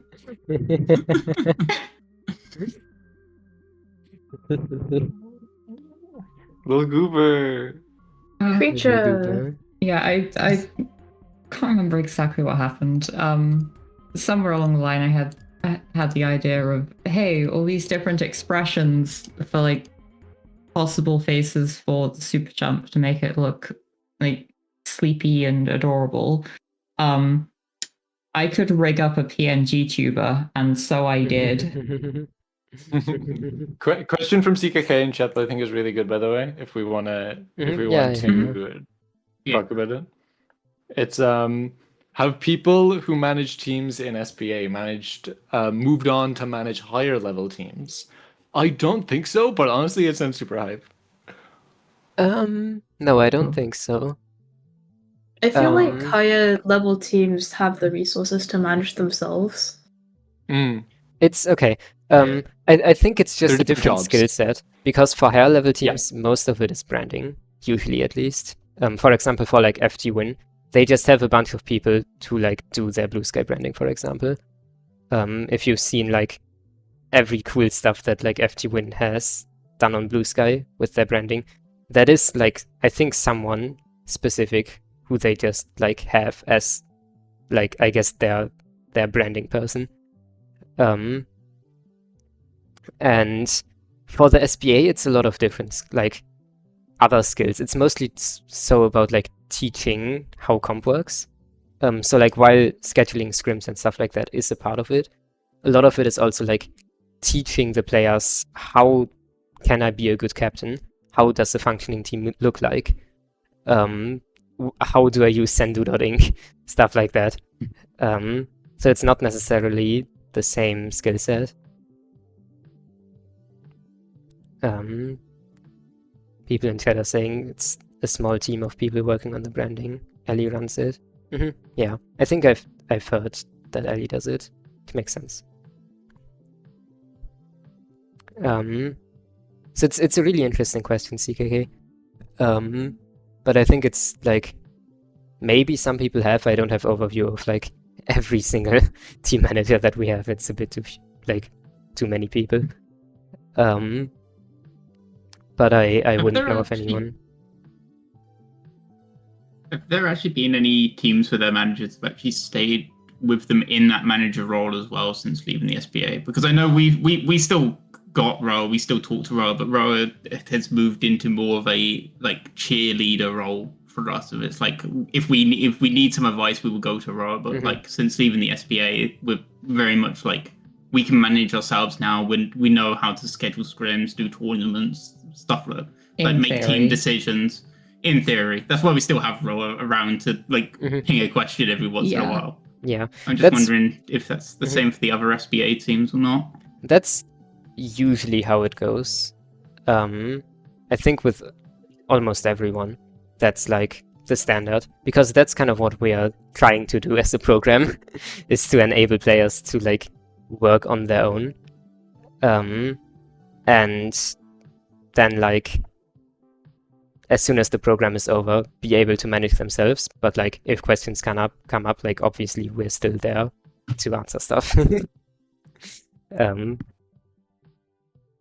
And we are like at all points like still approachable, and that's like one thing that we try to be as team managers and coaches, is to still be approachable after the season. But our main goal is like for the season to be the time where we teach everything about how to be self-sufficient. I'm not sure, maybe there is a few teams where like people are still really active in that manager role, but again, I wouldn't know them. I remember after season 1 I did stick around with Mary Musketeers for a while. Yeah. I helped them schedule a bunch of stuff. That makes sense. Okay. Real quick. Yeah. I have to CKK, I don't know if you're still in the chat or not, but I have to go and do an interview for Beep. That nah. I was made aware of this on stream. Okay. we're more important. Damn! Dude, wow, you gotta stay here. Beep No who? problem, Beep who? Beep also needs to be a part of that quick. tournament. Real quick before I go, it's a really hard thing to sum up my experience with the SPA, because as much as it's I was only a part of it for a limited amount of time, but it's given me an incredible, consistent group of friends that have been a part of my life for almost a year now. And I know that it's provided so many of the people that I care so deeply about with incredible, like unforgettable and irreplaceable life experiences. And that people are truly changed because of the program's existence. And as much as that impact isn't on my life, largely being able to see it is the reason and motivation that keeps me coming back to doing like Splatoon community work. Any time I'm thinking about why do I do it? Why do I wake up every morning and like commit so much time to this game that I don't play anymore? I haven't opened the game to like play it consistently in months. Yeah. And every time I think of the impact that programs like the SBA have and the stories that I've been able to hear people tell about their experience.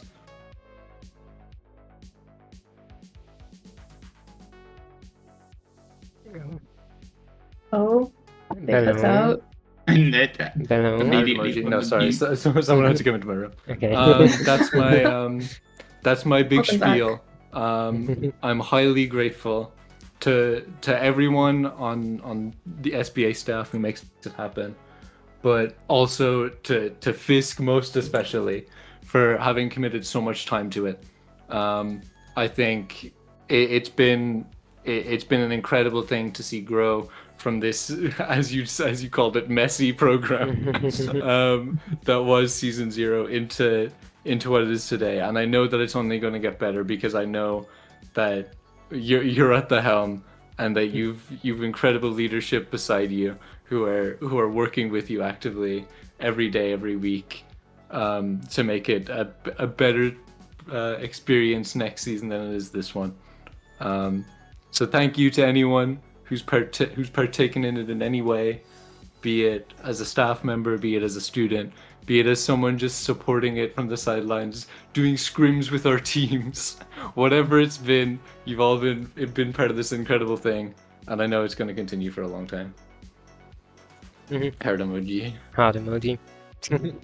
Thank you, Lord. I And gotta you- dip out, chat. Okay. Bye, everyone. God glaze you. No, Wow. Glaze me, go glaze me, glaze me. Go on, do it. No, go It to was your full beep defeat. interview. I see what's Go. I see what's more important for you. No, you go.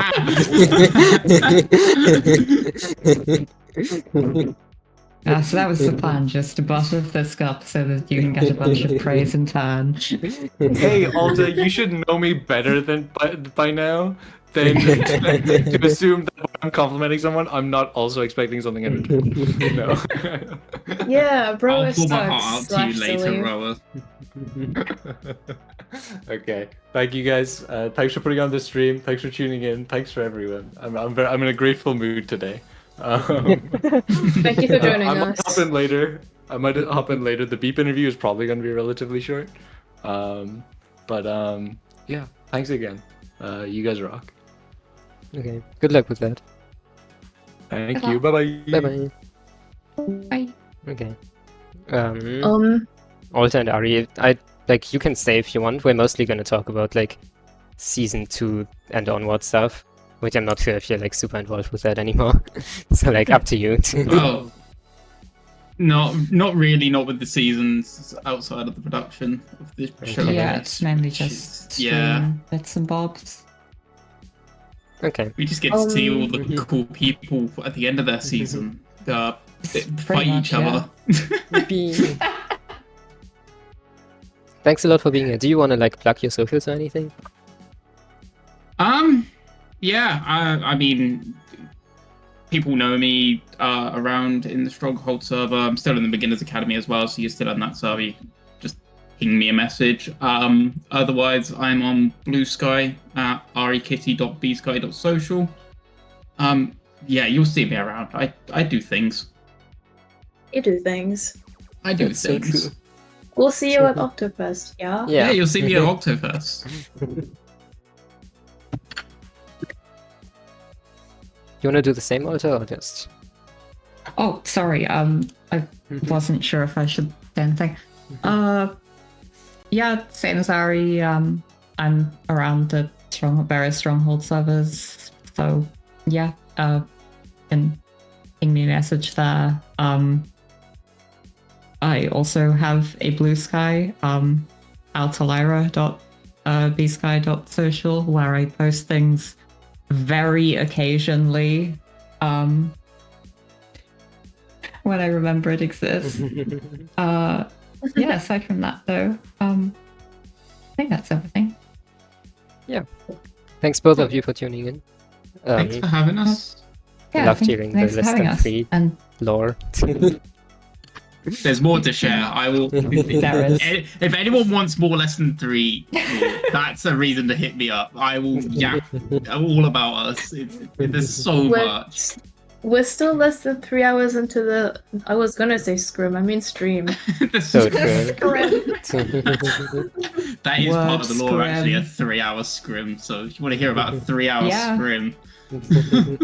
But anyway, thank you very much for having me. Yeah. Same.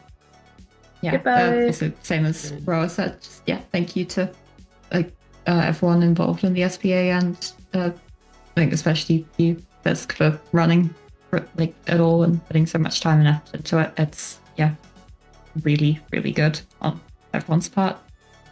Thank you. I'm bad at phrasing. Okay. Yeah. Okay. Way to go.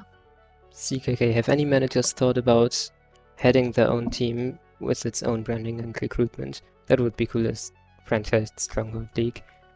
You mean just like team managers, like taking care of like team branding? Because that would be a cool idea. I'm not sure if it's been done so far.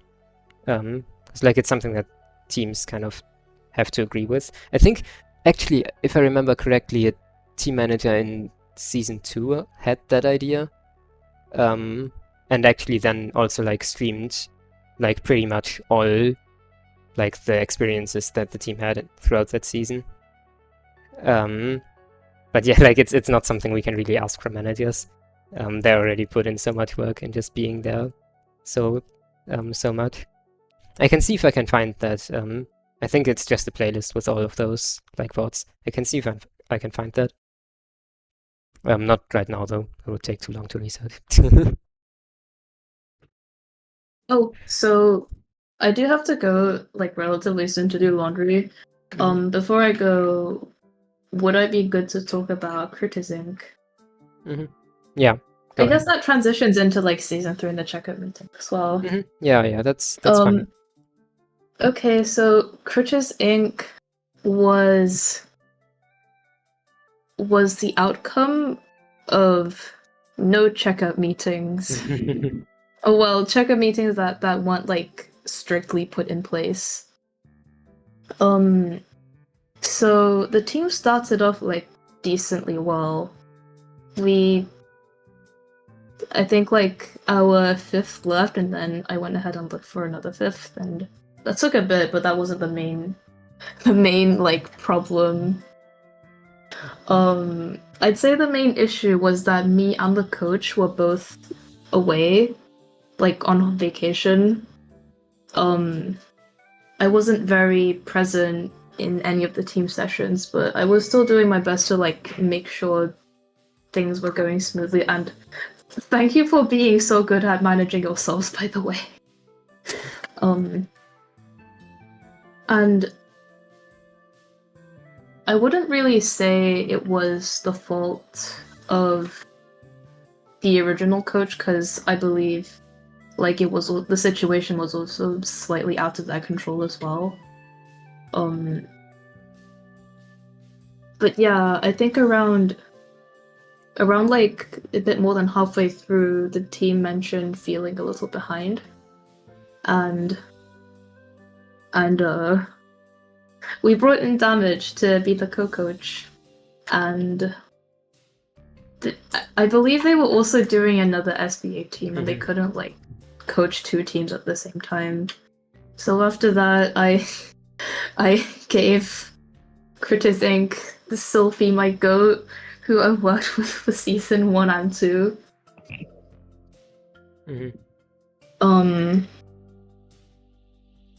Oh yeah, and another thing I wanted to bring up.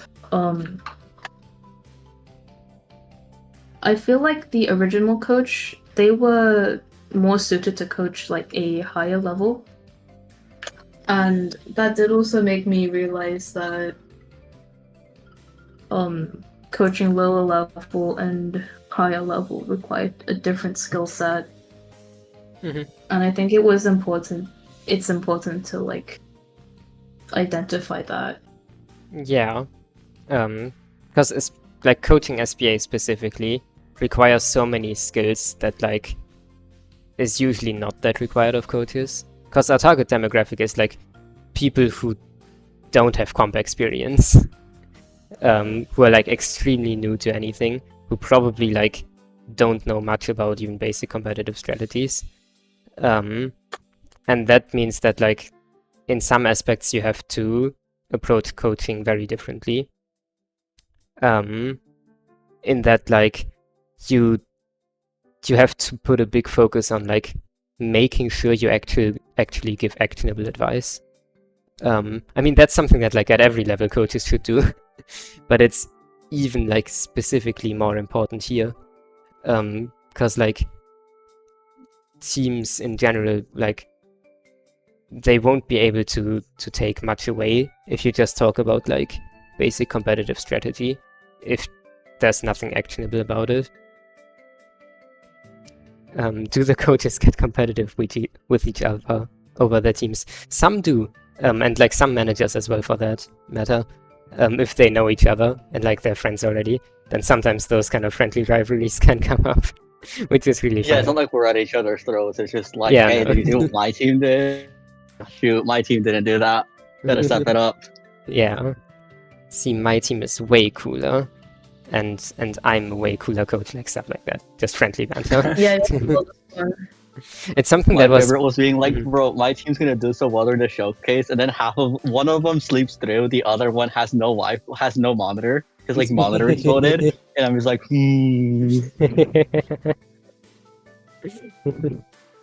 Yeah. I remember like those kind of rivalries were a really big thing in Season 0, because like as staff some of us knew each other, and like just having built the program, we were somewhat friendly with each other. And then because of that we built up some rivalries between the teams. In a friendly way, obviously. And that was really fun. And in some ways something we've been trying to replicate in other seasons as well, where possible. It's a tough line to walk, but if you can manage it well, then it's really, really fun. yeah. But yeah, to kind of get back to Critters Inc., I talked with the coach, like the original coach for Critters Inc. a bit, and it seemed that like most of the issue came down to a mix of unavailability, and then like in some ways their feedback being a bit more like higher level, as in like not super actionable, a bit more focused on like higher order thinking, which is something that like some other teams may benefit from a lot, some higher level teams may benefit from a lot, but I don't think is super valuable for entry level teams. And I think they've gotten a lot better at it since then, or so I assume, because they seem very receptive to when we talked about it in the call. Yeah, if I can give my 2 thoughts on this, Yeah. Like Tomu said, I did get brought in like halfway through the season. I just see Tomu send hey, my coach is disappearing for 2 weeks. Help. Mhm. And I'm like, So I need to look back at that. yeah, you said they were going to be gone for like 2 weeks, and you needed someone to fill. And I agreed to it, and I'm like, okay, how do I phrase this in a way that doesn't sound bad? I'm kind of glad they had to leave, because I know it did end up screwing over Critters Inc. a bit, but I think I personally learned a lot in a weird way. Because I was the coach for Freshly Picked, and Freshly Picked by Goats, I sat down with them. I'm like, okay, this is my first time coaching Splatoon when I came from Smash. And I'm like, we're gonna do a team VOD review. We're gonna talk about it. We're gonna go over what you're doing, what you're not doing. It'll be great. And they were very receptive to it, and it was working. And we saw like great improvement really fast. I go over to Critters Inc. I do the same thing, and I'm like, any questions? Dead silence. Did I do something wrong? Am I, there's a bit of a freak out on my end as a coach, because I'm like, this is not the environment that I was used to with the other team, because I just clicked with freshly picked really fast.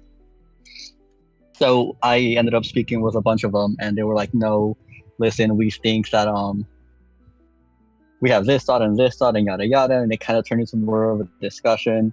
I know one of them reached out to me in DMs, and they were like, "Hey, listen, I need a little extra help in like these very specific ways, and I need a lot of help, right?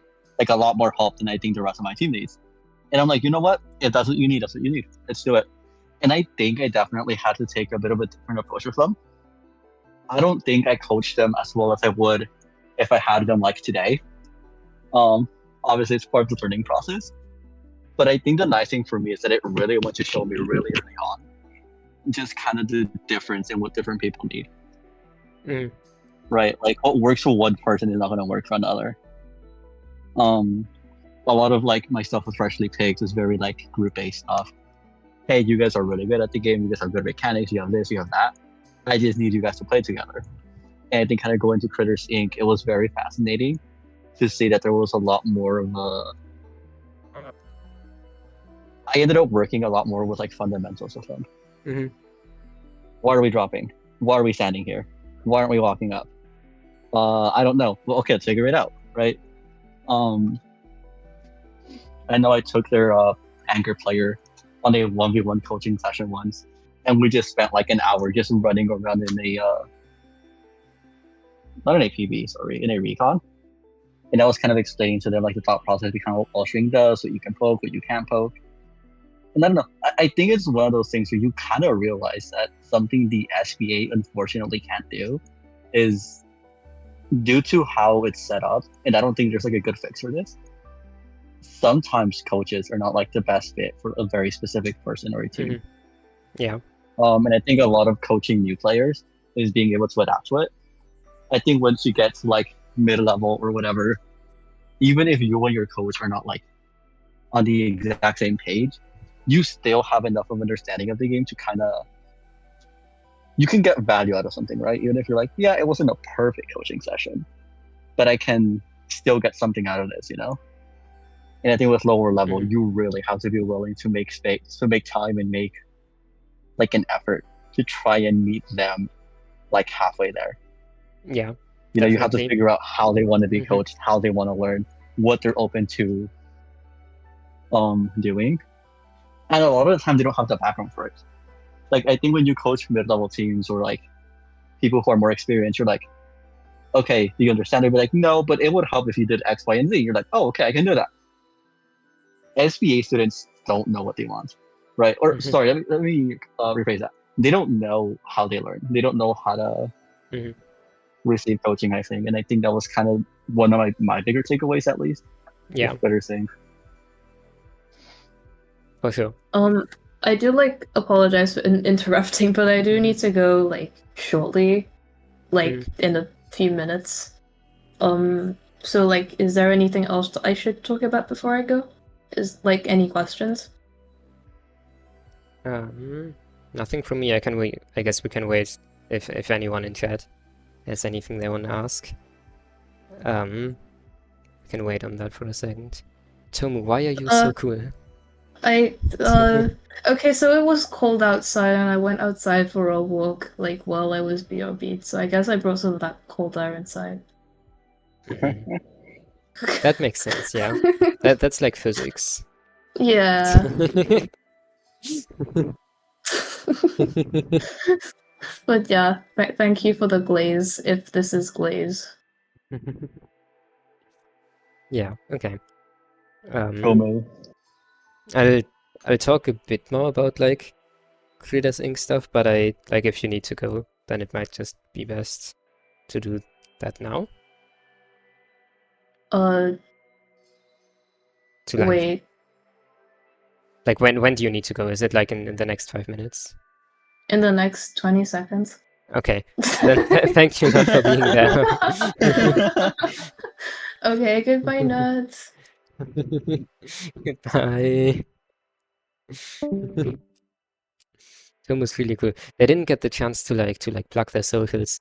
I think it's You should plug them for them. I think it's at phantomo.bluesky.social. I think. Can someone check this real quick? Oh my god, better the rector doesn't know his head stab socials as a mage. Look, okay, Tomo isn't that active on Blue Sky. It's not my fault. It's not my fault. Yeah, I see. You know who is? Roa, my goat. Yeah, no, Tomo is really cool, and they've done an awesome job as like head staff. So like everyone go follow them, or everyone go be a fan of them. I guess some follow-up on Critters Inc. A big reason that like a lot of those situations weren't resolved earlier, especially with the previous like original code, is that we didn't actually do all checkup meetings in season 3. So I talked a bit about checkup meetings earlier as something that we introduced after season 1. And in season 2, we actually did, I think pretty much, I think all of the checkup meetings. So like we literally talked with every of the like 24 staff or maybe a bit more that were active that season. And that kind of showed in how like that season was relatively clean and had comparatively few like weird situations come up. And then in season 3 it kind of happened that like a lot of leadership was on vacation. Like Tom, for example, was on vacation. I think Disco was on vacation as well. Disco is another person on Academy head staff. I had exams and was generally burnt out. And that kind of led to not actually doing all checkup meetings that season. I think we did less than half of them actually. And one of the people that we ended up missing, or like not talking to originally, was that original coach. And it's really unfortunate because it's like the situation that ended up coming up with them like being unavailable and in some ways their coaching not perfectly fitting the team could have probably, like a lot of that could have probably been resolved by like just having the checkup meeting and just talking to them. But yeah, that's what happens. Burnout can happen. And that's kind of why the leadership team that we have right now is like decently big. We have 6 people, including me. Though he's like a bit less active on like the forefront of like doing checkups and interviews and stuff like that. He's mostly just like in more of an advisory role. So like the reason for that like relatively big leadership team is mostly so that like if one of us ever needs a break, or like even 2 of us ever need a break, we have enough people to still continue all of those like structures, all of those support structures that we give staff, all of those like scheduled stuff of like, okay, we will make sure that we talk with each staff throughout the season. We will make sure that we stay in active contact with them. We will make sure that like we gave them a good overview of what being staff looks like in the first interview, when like we first talked to them about being in that kind of role. And just like all that kind of stuff is why our leadership team is actually like relatively big. And it makes sense because like the program is big as well. I think we are at like around 50 staff right now. And like it's always a bit weird to say like, okay, we have 50 staff at the SBA, because like the way it's set up is that most people aren't that active usually. So like what happens is like you coach 1 season and then you take a break for 2 seasons, or you manage a season and then you take a break for a season. So like 50 staff doesn't mean that like we can make 25 teams with like a manager and a coach for each team. But it means that like we have that like amount of people overall. And even like dealing with like 8 teams, so that's like 16 staff, is a lot. It's like 2 or 3 meetings a week, on top of everything else that we already do as leadership. Because like obviously like we do other things as well. We make sure that like everything is structured as well, that everyone knows what's going on, and just like tons of small tasks. It's yeah, That's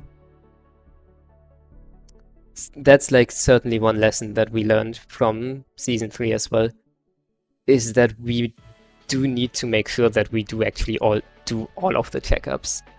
And that's been a really big focus for me ever since, is that we keep up that form of active communication with everyone who's active within a season.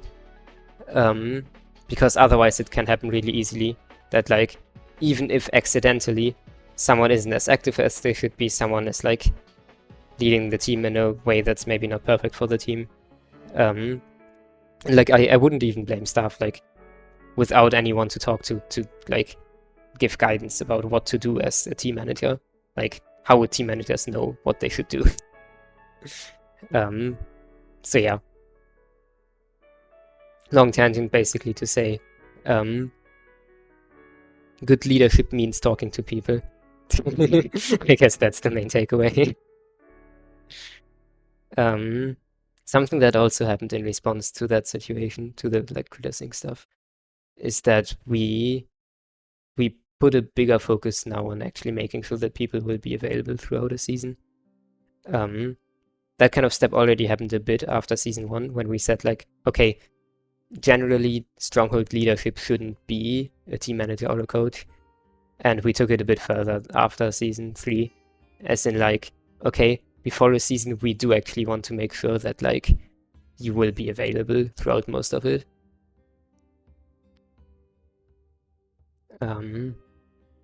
Yeah, that's most of the stuff on those seasons. I guess something that I can yap a bit about is the kind of production aspect of season 2, because what we did in season 2 is actually we made like short little introductory team interviews for literally all of the 12 teams. I think 2 of them didn't end up like recording something, so I only edited 10. But I still edited 10 like introduction videos. Each of them were like, I don't know, 3 minutes or something. Some a bit shorter, some a bit longer. And it was really cool. And I still think that like that aspect of season 2 was fun. I liked that aspect of like highlighting the different teams and like showing a bit more behind the scenes how they are. It's also something that like for a good reason we haven't done ever since, because it was way too much work. Back then I edited all of the 10 videos myself, and I did that within like 3 days, because the idea was for them to be ready a bit before the showcase, for them to be like uploaded before the showcase and then like ran before a set as a kind of introduction to the team. And I remember those 3 days of editing, like I did nothing else except edit those videos.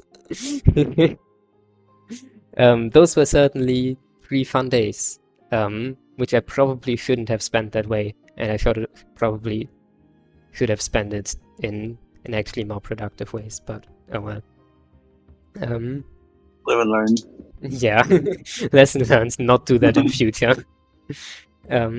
We are actually talking about like a lot of Academy content right now behind the scenes of stuff we're planning. It won't look like that. It won't look like kind of those team interviews before a showcase set or something. But we have a lot of other ideas. Maybe, Demet, you want to talk about some of it?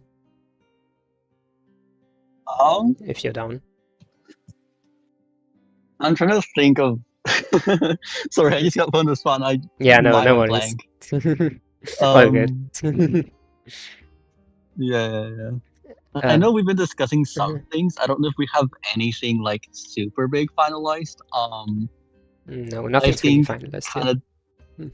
Yeah, I think the most promising idea that people have been discussing right now is the idea of having like stream scrims between teams.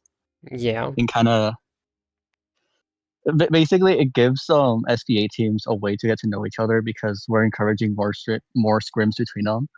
But also it's a really good practice for everyone, right? Teams get to practice. The idea is if we have commentary or whatever, commentators that we have like on staff that typically, come out to see the light of day like once or twice a season, but get to do a little more. I know we also discussed the possibility of having like coaches give some of their thoughts on like what their team is working on. Mhm. So commentary can actually kind of sit there and go like, oh, this is like Critters Inc. versus Freshly Picked. This is what they're working on. This is what the other team's working on. Here's the adaptations that they're doing. And even like the possibility of like hearing the mid-set coaching that they're getting and kind of letting anyone watching kind of hear it. And the main idea is to kind of add a little bit of transparency between how Yes. it works. I think a lot of people are very used to, oh, I go to Twitch, I see them play, and that's it.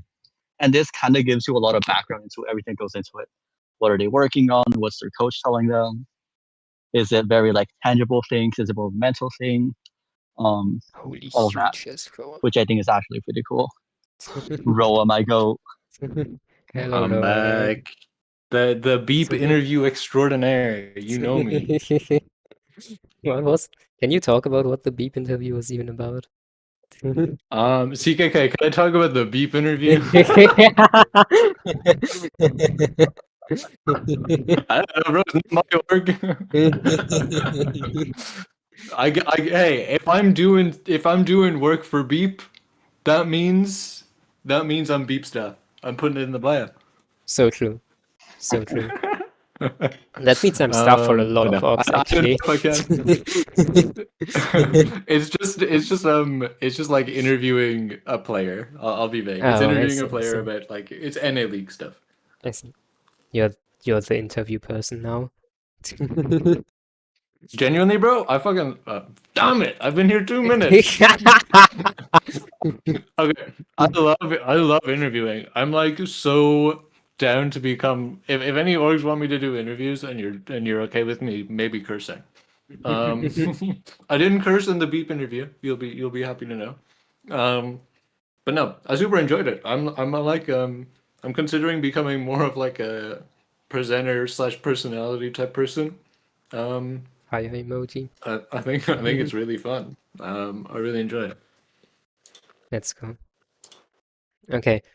To get back to some of the content discussion. Yeah, the idea was pretty much just like trying to somewhat regularly stream scrims between teams.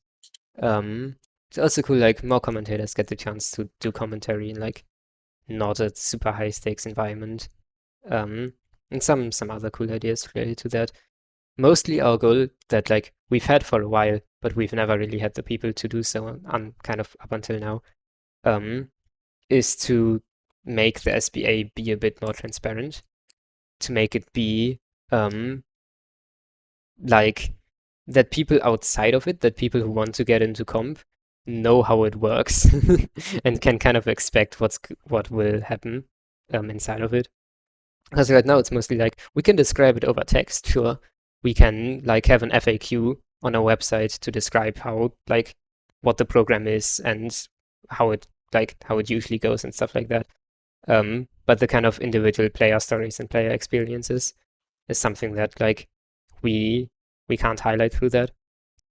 And that's something that like that is kind of aiming to do. Something that like is actually really cool and I want to touch upon a bit is some players have made like video reviews or like retrospective on the SBA, and those videos are really, really cool. And I think we have a playlist of them on our website. It's kind of like reviews or something like that. I don't know.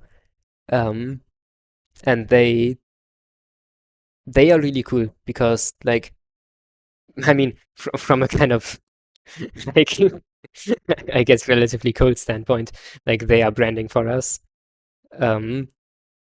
But just like the personal side of it, the like stories of those specific teams are really cool to see, both for me, just because like those are stories that I otherwise don't necessarily get to see, but also like for the general public, I think.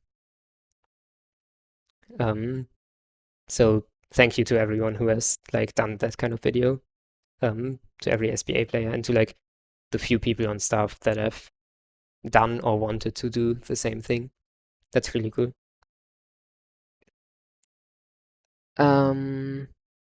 Yeah, there's some other content SBA ideas. I won't talk about it too much now. The ones that we actually will go through, you will probably see. But maybe some like more team interview stuff like that. We'll see. There's some pretty amazing people, like talking about it right now, bringing up discussions, on how exactly we want to do it. Release the handbook to the public.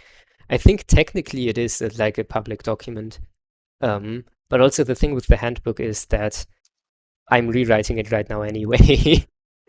Because I felt that the current one, in some ways isn't super useful and doesn't fully capture what it means to be like a team manager or a coach. So like I think if you had access to the link, then you could actually like see it. So like if some people want to distribute the link, then like they can take a look at the current handbook. But I am writing a new one because the old one is a bit like it's not perfect. It's fine, but like I think it can be better. Okay. Honestly, that's most of the season specific stuff, because season 4 was like overall just like a relatively clean season, where to my knowledge at least not that many issues came up. Well, like we did all the checkups, and it seems like every team has been going really well. And there's definitely been like minor issues at best. Most of season 4 has just been like behind the scenes leadership stuff. So like stuff like rewriting the handbook. I also like took an effort at the start of the season to write up in a big document what all our kind of leadership responsibilities are. And that took a while. And I think that document is like 19 pages long. So if anyone wants to know how much work leadership is, it's a read and a half. It's a read and a half. that document is really, really long. We all know that season 4 is the coolest season because it's when I got hired. Well, So hired like true. I'm getting paid. I got brought on board. Yeah, none of us get fucking paid. Oh, oops. In my second time. That's Real your quick, real quick, I have realized that I actually won't be able to hang around all that long. oh. I do want to shout out the person who has been appreciating the muted row image, because it is incredible. It is. I do just become a soft little plushy guy. It's just a little guy. A little creature. I've already said my mushy thanks, so I won't harp on too long. But thanks again, and I hope I'm excited to rewatch the parts of the stream that I wasn't able to be here for. And I see he's been going for 2.5 hours. Yes. On the Stronghold Twitch, but yeah, it's really cool. I'm super happy that this happens. Also, Fisk, we have to do a Stronghold podcast. We're gonna do it. Oh yeah. Because apparently, we have 25 people tuning in to listen to you yap right now. So I think we can get a little cult going. Okay. Thank you again, guys. Heard emoji. Yes. Thank you for tuning in. Or like being here. Yeah, tuning in. Yeah, you could say I did that. Thanks, guys. Bye-bye. Bye-bye. Oh, I don't know, because this was my second season, but co-coaching was not a thing in season 3 as far as I'm aware, but it was for season 4, and I was personally a big fan of it. Yes. Sorry, it didn't get brought up, and I just remembered. The idea of having 2 coaches per team, one who is maybe a little bit less experienced or we're a little bit more shaky on, and kind of being like, hey, you can have another coach with you. So if you need anything, like immediately, you don't have to like the head staff or whatever. It's just a very available thing. Yep. I know for my team at least, I ended up having a couple of like scheduling conflicts due to college stuff coming up last second, and my co-coach is like, "I got you." And then he wouldn't be able to show up a day, and I'm like, "It's fine. I'll watch the scrim. I'll do this," and it was actually really nice. Because I think our outlook on the game was similar enough that we were gonna give the same kind of feedback anyways. It just meant that we had double the availability for people. Yep. Like I know somebody asked for like a one-on-one, and they're like, "Yeah, I play leader," and I'm like, "Bro, I don't know, man. Hit your shots. Go ask the other coach." When the Viper player Like- is forced to do leader coaching. Yeah, I used to play backline for a bit, but I played Penso and ballpoint, and my ballpoint frontline, and my Penso was like constantly fighting. My team would be like, "Where's cooler?" And I'm like, "Listen, I got you. We don't need a cooler. We don't need cooler if I just tap him on the head." So, I think I can do like surface level backline coaching, but I think once you get to a certain point, I'm like, "Listen, this is just out of my field of expertise." Which again, it's gonna happen with team-led coaching. Like people only know so much. It doesn't matter how many leaders I fight. There's gonna be a point where I don't have anything to say to you, and kind of having a coach, like a co-coach who did play leader, is like, damn, go talk to that guy. He literally plays leader, Yeah. and I think that was very nice. Yeah, I definitely. think in general, just talking to other coaches has been really nice. It's something I wish the other coaches would do a little more. I'm not saying any names, but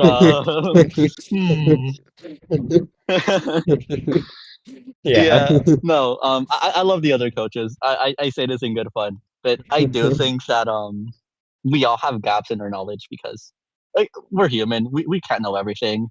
I can't know 176 kits or whatever. How many are in the game at this point? I will, because I think a lot of my coaching just ends up being very like game sense things. When do you push up? When do you fight? When yada yada. If you want something very weapon specific, it's like, listen, man, that's not really my ballpark. I see people, I shoot people, but I will send you to somebody who knows. Very small shout out to Chai. I think every time I asked for help in the coaching channel that we have, it was always Chai answering like frame one. Fucking love him. Yeah. Shit, that's my F-bomb. Yeah, communication between like coaches and like for the same matter, team managers as well, is something that would be really, really cool to see more. Because like from my perspective, I make it a point to like literally talk to every coach in a season. We have it kind of split up that like in the checkups, like some people do the team manager checkups, some people do the coaching checkups, and usually I'm there for like literally every coach checkup. Because I think that's important. And I know how like impactful it has been for me to be able to talk to so many different coaches and get so many different perspectives. So like I think it's really, really, really impactful to just talk to each other about like your responsibilities and how you do your job. Specifically for coaching. It's also a thing for team managers. Where like a lot of team manager skills are also a lot easier if you talk to each other. But coaching in specific is like there's so many skills that you can like usually only pick on by like talking to other coaches. Yeah. I know even for me, I just asked to sit in on one of Sylvie's coaching sessions. Yeah. I was like, "Hey, do you mind if I just like sit there with a notebook?" And they're like, she go for it, man." Yeah. And there's definitely like a little bit of like awkwardness in asking, I think. A bit of a I think it's always awkward, especially when you don't know them that well, but they were very open to it, and I just got to sat there and I was like, wow, like I am learning so much about coaching right now. And it's not really something you're gonna get unless you go out of your way to ask. Yep, exactly. So like any coaches in chat right now, just ask other people that you know, like either to talk about coaching and their perspective on it, or to sit in a coaching session that they are doing. It's really, really impactful. Yeah. And same shout out goes out for team managers to talk to each other. I don't know any of them, so Yeah. I don't keep up with what they do. Yeah. I also don't fully because like I trust like the other SBA leadership to keep up with most of the team management side. If I wanted to keep up with both sides, I would be dead. I just know that I tell my team manager, "Hey, find me a scrim," and then we get a scrim. I don't ask questions. I don't question the hand that feeds me the scrims. Yeah. Like team manager stuff is like, in its optimum, it's more than just like finding scrims. In its optimum, it's also like teaching how to be a comp player, teaching a lot of the different resources of like Sendodorink and stuff like that, and like being a social connection, being a friend if possible, and just being like close to the players. And doing all of that is basically like, it's super, super difficult. And it takes some training to be able to find a balance for yourself. I do think that's something that's very underestimated in the community. People Yeah. don't realize how like connection heavy it is. Yes. The SBA, I think, the biggest takeaway I see a lot of people have is, "Oh, I have a team now," and I'm like, that's nice, but that should not be like your biggest gain, right? Mhm. Like teams form and disband and yada yada. I think the biggest thing you should get from this is, hey, go meet people. You see Yeah. somebody in like a VC by themselves, go talk to them. They Yeah. might get you on a team. They might be a good scrim partner. They might get you into some server. Like a lot of Splatoon, because Splatoon has no like centralized anything. It's Mhm. very grassroots. So a lot of it just kind of comes down to like knowing someone. Yeah. Um, and I think that's just kind of something people really underestimate. And if you were in the SBA in the past and you need something, literally reach out. Like we're kind of here to help you, and even if you're not a student anymore, we're still a resource. People you've met here are a resource. Yes. I think my biggest like joy from the SBA has been getting random DMs from people who are like not on my team, and they're like, "Hey, I like need help with this," and somebody told me you'd know more. I'm like, "Oh my god, they're using the program as intended. This is awesome." Yeah. Such a big fan. Definitely. Definitely. Um, having connections is the most important thing in this community because it's a community and it's about community. Because as much as we can like talk about the competitive aspect of it, competitive is kind of what brings us here. The like Splatoon as a game is what like brings us here initially and what connects us initially. But like the important thing that keeps us like actually interacting with each other and actually like being in this community is the connections that we have and are the friend groups that we have. And are also like the fact that like if a team that I was on disbanded, I have enough connections to find a different team if I wanted, and stuff like that. So like it's called the competitive Splatoon community for a reason because it's about community. And as dumb as that sounds, like in my opinion, that word is by far the most important one of the three. It's something that like a focus of the SBA is also to give people those connections or to provide spaces where they can form those connections. It is definitely tough.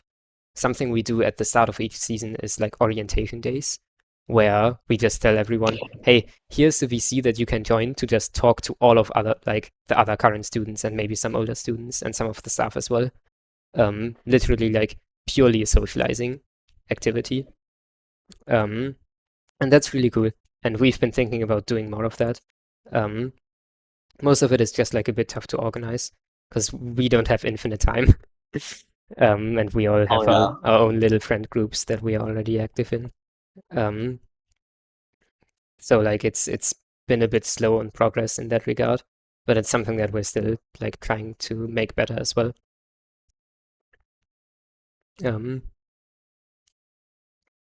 Yeah, connections are hype and important and good. Live and die with the connections. Okay. I guess it's a small thing to bring up now, as just a really small fun thing. We do graduation certificates for players that graduate the program or like that finish the program. And I wanted to kind of bring up a bit of the process of how we do that, because it's kind of interesting. So what we have here is like the document, the base document. It's like it has one of the players of like a name of one of the players of this season right now. Because the way it works is that all the graduation certificates are actually created by a script, because like we make one for every single player and every single team, and that's way too many to do by hand. I did them by hand in season 0. That was not a fun experience. I decided to run a like plugin after that. So I guess to show a bit like some other pieces that go into like running a program like this is also writing code. This is not the most beautiful piece of code. I will say it looked a lot more terrible in the past. I have cleaned it up a fair bit a few like months ago. But yeah, like this is some code that basically gets a list from like a CSV file of all the players and all the managers throughout the season, and then goes through this image and makes graduation certificates for everyone with like correctly assigning the name and the team name and the teammates' names and like whose signature shows up and stuff like that. And I thought that was cool to mention.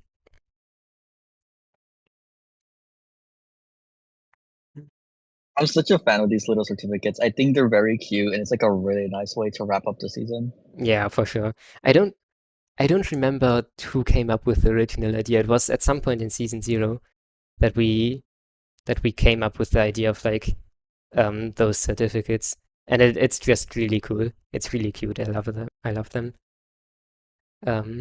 Speaking of which, because like I will be at Octofest and Tomo will be there as well. For the SBA players that are at Octofest, we are actually gonna like print out those certificates and give them to them in person, which is really fun. That is very cool.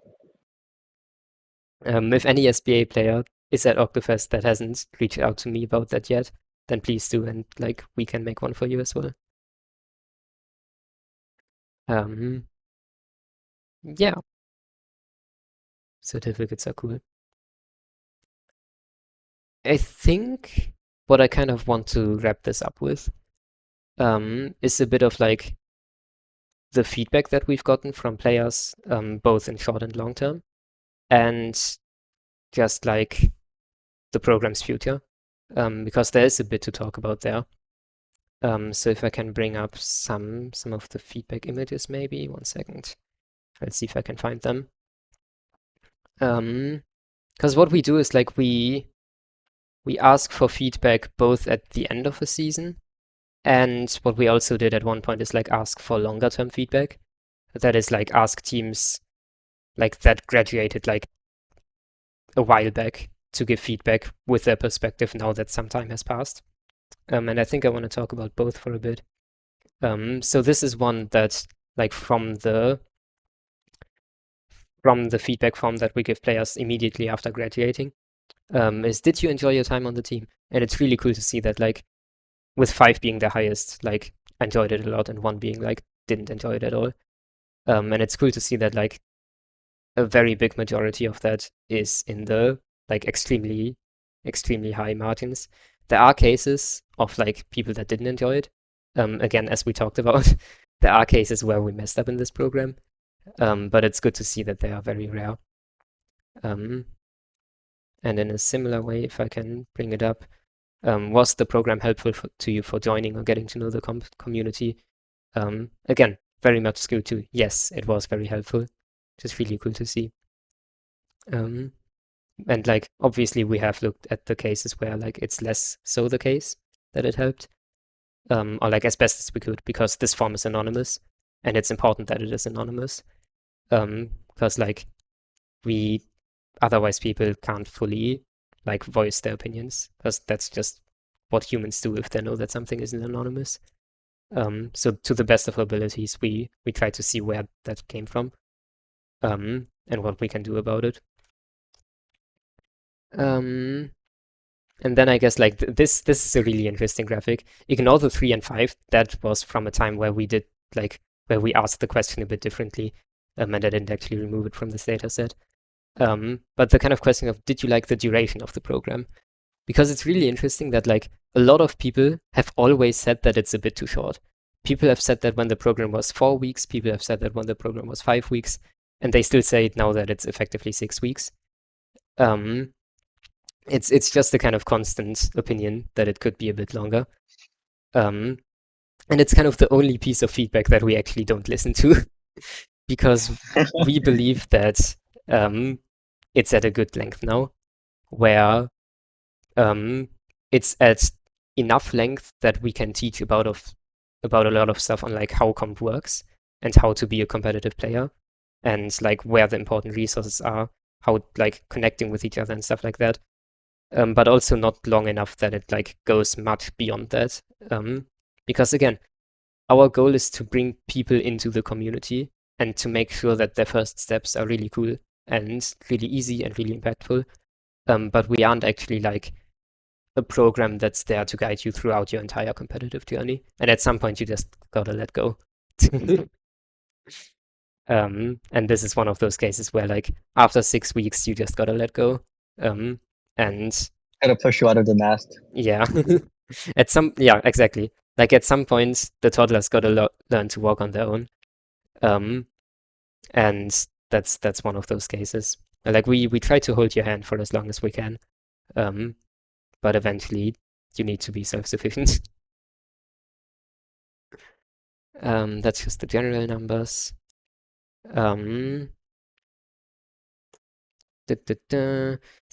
Yes, this is some longer term feedback of like that's a question that we asked people who graduated like a while back, of like looking back, how helpful was it? And this is a bit more spread apart than like a similar question in the form that we ask immediately is. But it's still very much skewed towards, yes, it was really helpful, which is nice to see. This is kind of an interesting one. Are you still on your SBA team? Which I was surprised to see that it's that many people. It's important to also note the data, like the sample size here. It's 38 responses. If I remember correctly, it was like around 25 teams that represents, because some people were like on the same team that responded. So like 25 of the like total of like 49 teams that have graduated isn't a perfect sample size. It's big enough that this is somewhat representative, but it's not big enough that like it would be the full data set. And it's especially important to note that like people who maybe aren't on the SBA team anymore won't like also are less likely to fill out this form. So there's some form of bias here as well. But still, more people than I expected actually are still on their team. Because it's not uncommon for like teams to not continue after the SBA. And what usually happens is that people just like form different teams across like the teams that happened. So like the teams kind of reshuffle. And I think that's like honestly a positive thing to see. Is that like after a season when some of the teams don't continue and then like kind of shuffle around and people from different teams end up joining other teams, that shows to me that like, okay, there are like, we provide opportunity to find connections and to like make teams after the program, even if your original team wasn't perfect. Because we can try to we can try our best to, when we draft the original team, for it to be a good team, but we also can't guarantee that people vibe. This one is a lovely one to see as well. Just overall rating of the program, 4.32 stars. Smile. Honestly, not too much to say about this one. And then yeah, that's pretty much it. Team status of like decently many teams are still active actually.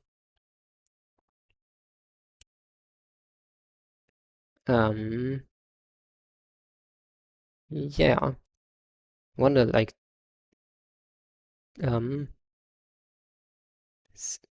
let's okay. I'm gonna look at chat real quick if there's anything. People saying they want more is more of a reflection of how much people enjoyed it, myself included. Those that like it don't want to see it end. Yeah, that makes a lot of sense. And I can see it from that perspective of like, okay, it was such a cool experience, I want it to last longer. Which I guess is a good sign for us, that if the experience is really cool, then amazing. Um, Damage, how are you so cool? Oh, I left my window open last night, and it's really cold because California's a desert. I got a little chilly. No, Amazing. I try. I spoke with Fisk a lot about this when I was first onboarded, but Splatoon is one of those weird communities where it's weirdly hard to get into it, I think. Mhm. Because again, I come from Smash. Smash is very open. People are very toxic in that community, but like you just kind of get used to it. And at some point, you're like, ah, it is what it is. You know, like people are just kind of assholes, and you kind of learn to live with it. And the Splatoon community is like really weird in that it's generally really nice, but it also feels like weirdly gatekeepy in a way. Interesting. Maybe not on purpose, but in this weird way of like, how do you get into it realistically? I think the existence of like Sendu.inc has helped a lot Mhm. because everything is like standardized now. You Yeah. want to do a tourney, it's on Sendu. You want to queue with people, they're Sendu to you. You want Yeah. to look at builds, it's on Sendu. Like Sendu has made life so much better. You guys Mhm. don't know how nice you have it. When Yeah. I joined, you had to go to some random YouTube video. You had to click on some sketchy like, Discord link, and then you would like dig around. You would join 30 Discord servers, and half of them were dead. It was so ass. Yeah. Then you would have to make like a challenge account. You'd have to make a battle file. You'd have to make a like whatever Mhm. um like website of the week people were using at the time. It's so bad. Yeah. It was awful. I I think like my first year comp Splatoon is I struggle to call it like a serious year because Mhm. it was such a shit show. There Yeah. goes my S. But I think it's one of those things where a friend actually told her about the academy because I didn't know it existed. She was my team manager for my Ludi team, and she was like, "Hey, I know we're looking for one more for Ludi. There is a FA who literally just got it out of the academy. We should look into them." And I'm like, "What the hell is the SBA?" So she tells me about it. I'm like, "Wait, this is like really cool, actually." Mhm. And that's kind of how I got dragged into the program, of just being very, I guess, like impressed with what the program was doing because I'm like, this is something I think the community doesn't need, and it's very nice to have a chance to be part of that change at least. Mhm. Yeah. And I think I think every season we're here, it's like, damn, that's another team I got into the game. It's another team who was able to enjoy this, right? Yeah. Another group of 5 people, um, which is why I try to be as active as I can, even if it's just starting cults in general or whatever. Um, I think just being friendly with people is nice. Like it's a game that I like a lot, and I kind of want to try and do my part to foster the community as much as I want. Yeah. It's kind of insane to think about that, like, we've been doing this, like, first of all, that we've been doing this for a year. But second of all, that, like, throughout that year, we have made 49 new teams. That number is, like, every time I think about it, is crazy to me. That's 245 people being introduced into the community, Yeah, assuming it's 5 people it's teams. Like that it's is crazy. 232 is the exact number. Oh, As it's I not did not quite have it, five but per team. Some teams are 4-player teams. But yeah, it's like mind-boggling how big that number is. Like if you look at most tournaments today, they'll reach like maybe 10 teams. I don't know how big, like we can take maybe like Triton today as an example. Let's see how big Triton today is. Because like it's crazy how much 49 new teams is. And obviously not all of them are active and not all of them are um like not all of those 232 players are still active in comp today. But it's still like a crazy number of just how much we've done, I guess. Okay, Triton has 25 teams today. So like we could fill 2 Tritons with SBA. that is a statement of all time. We could probably fill like, yeah, I don't know how many teams sign up to Lowing these days, but like um probably half of it. Yeah. Um it's crazy. And I'm really glad that like I've been able to direct this program and to like be a part of like all those like more than 50 staff at this point who've helped make this and have grown it into what it is today.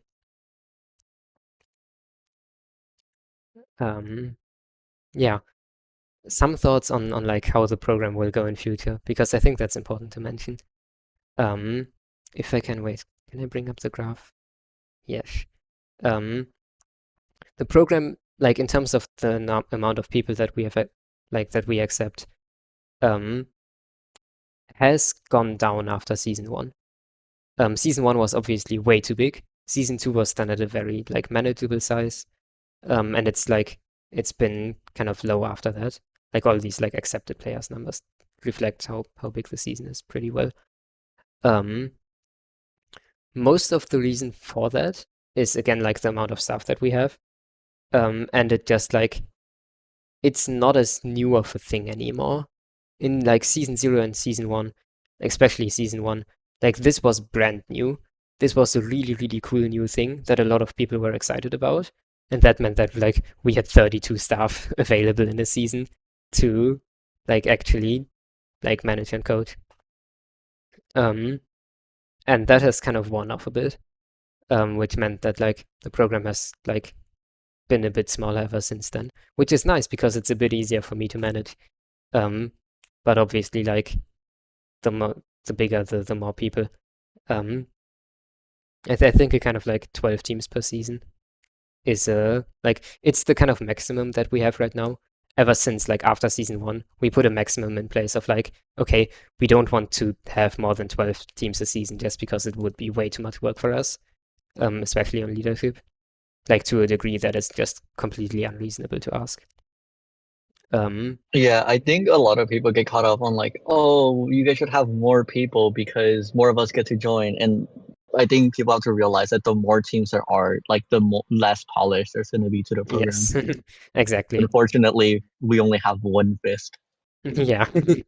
Because like if it's more than 12 teams, then realistically we can't do like all those checkup meetings with everyone anymore. We can't stay in contact with every of our staff, like not realistically, not without burning ourselves out. And that would then come at a cost of the quality of the program, as we've seen like with Critters Inc. in season 3, where we didn't do all of the checkups, and that came at a cost of the quality for their experience. So, like, in a very reasonable way, I think we in leadership already do more than can be expected of us. And for that to become even more is just unreasonable.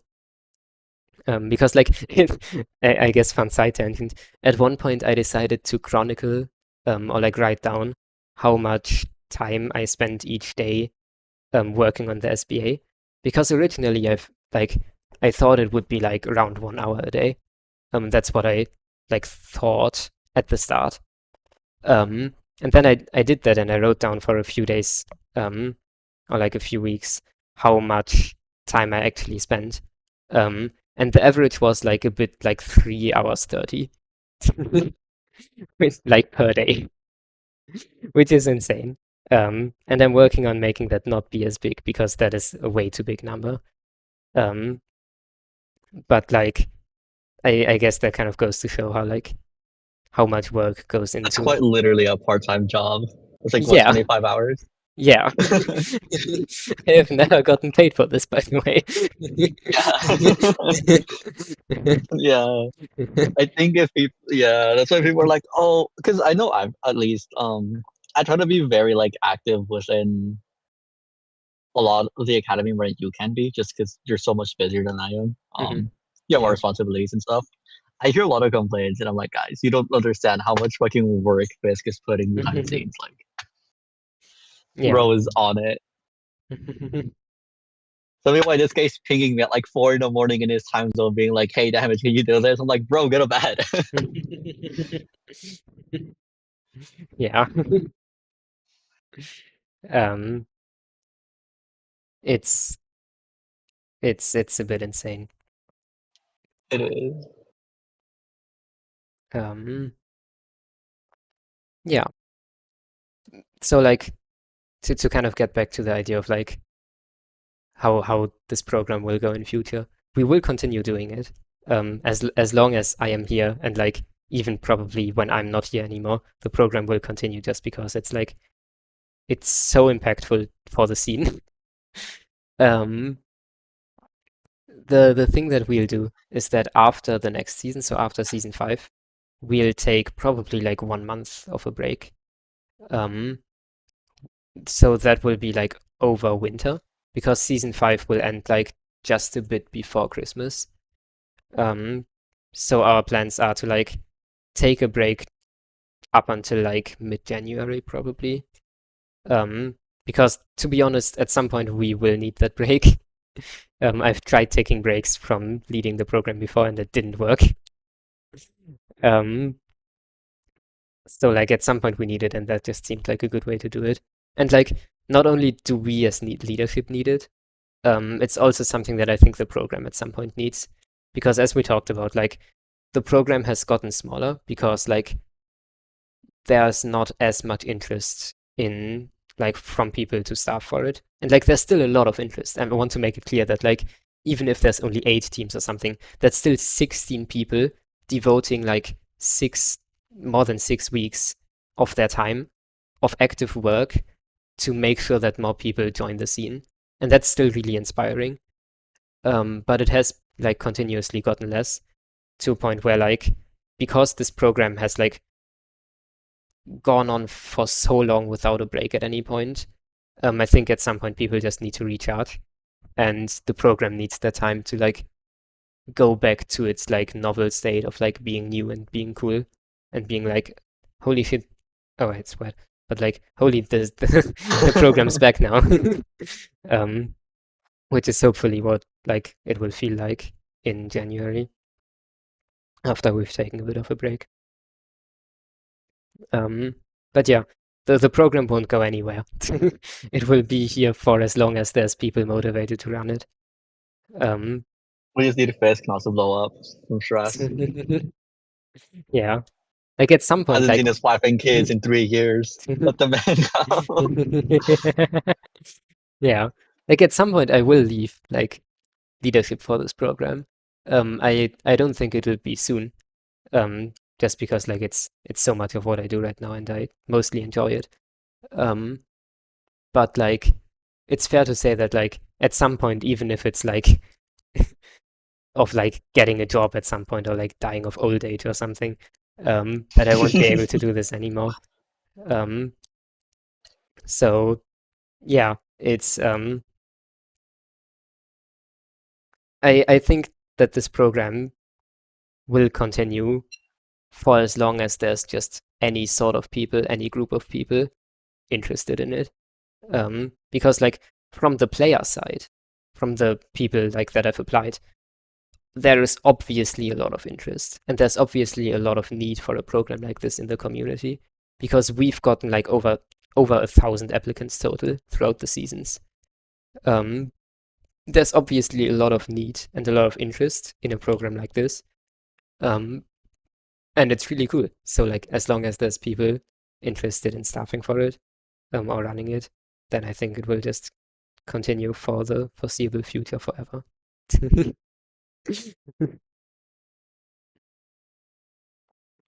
you think the program will be affected somehow when a new Splatoon game eventually comes out? Yes, in a pretty major way.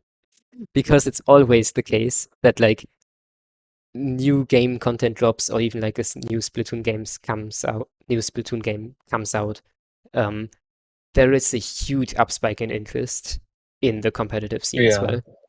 That's just always what happens.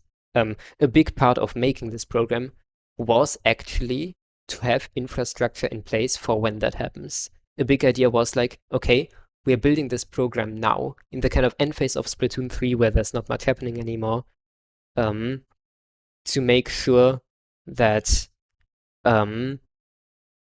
like once new game content drops, once like the kind of season like Splatoon 4 like news cycle starts, that we are ready for that as a community. And like in a lot of ways, I think that we still aren't, that the program still isn't at that stage of being ready for the thousands of players that are interested in Comp Splatoon when a new game drops. But it's definitely a step in a good direction. I agree. I know even like Prochara spoke about something similar, where somebody was like, "Oh, I want to get into like content creation, but I want to win to Splatoon 4." And he's like, "No, you got to figure like Yeah.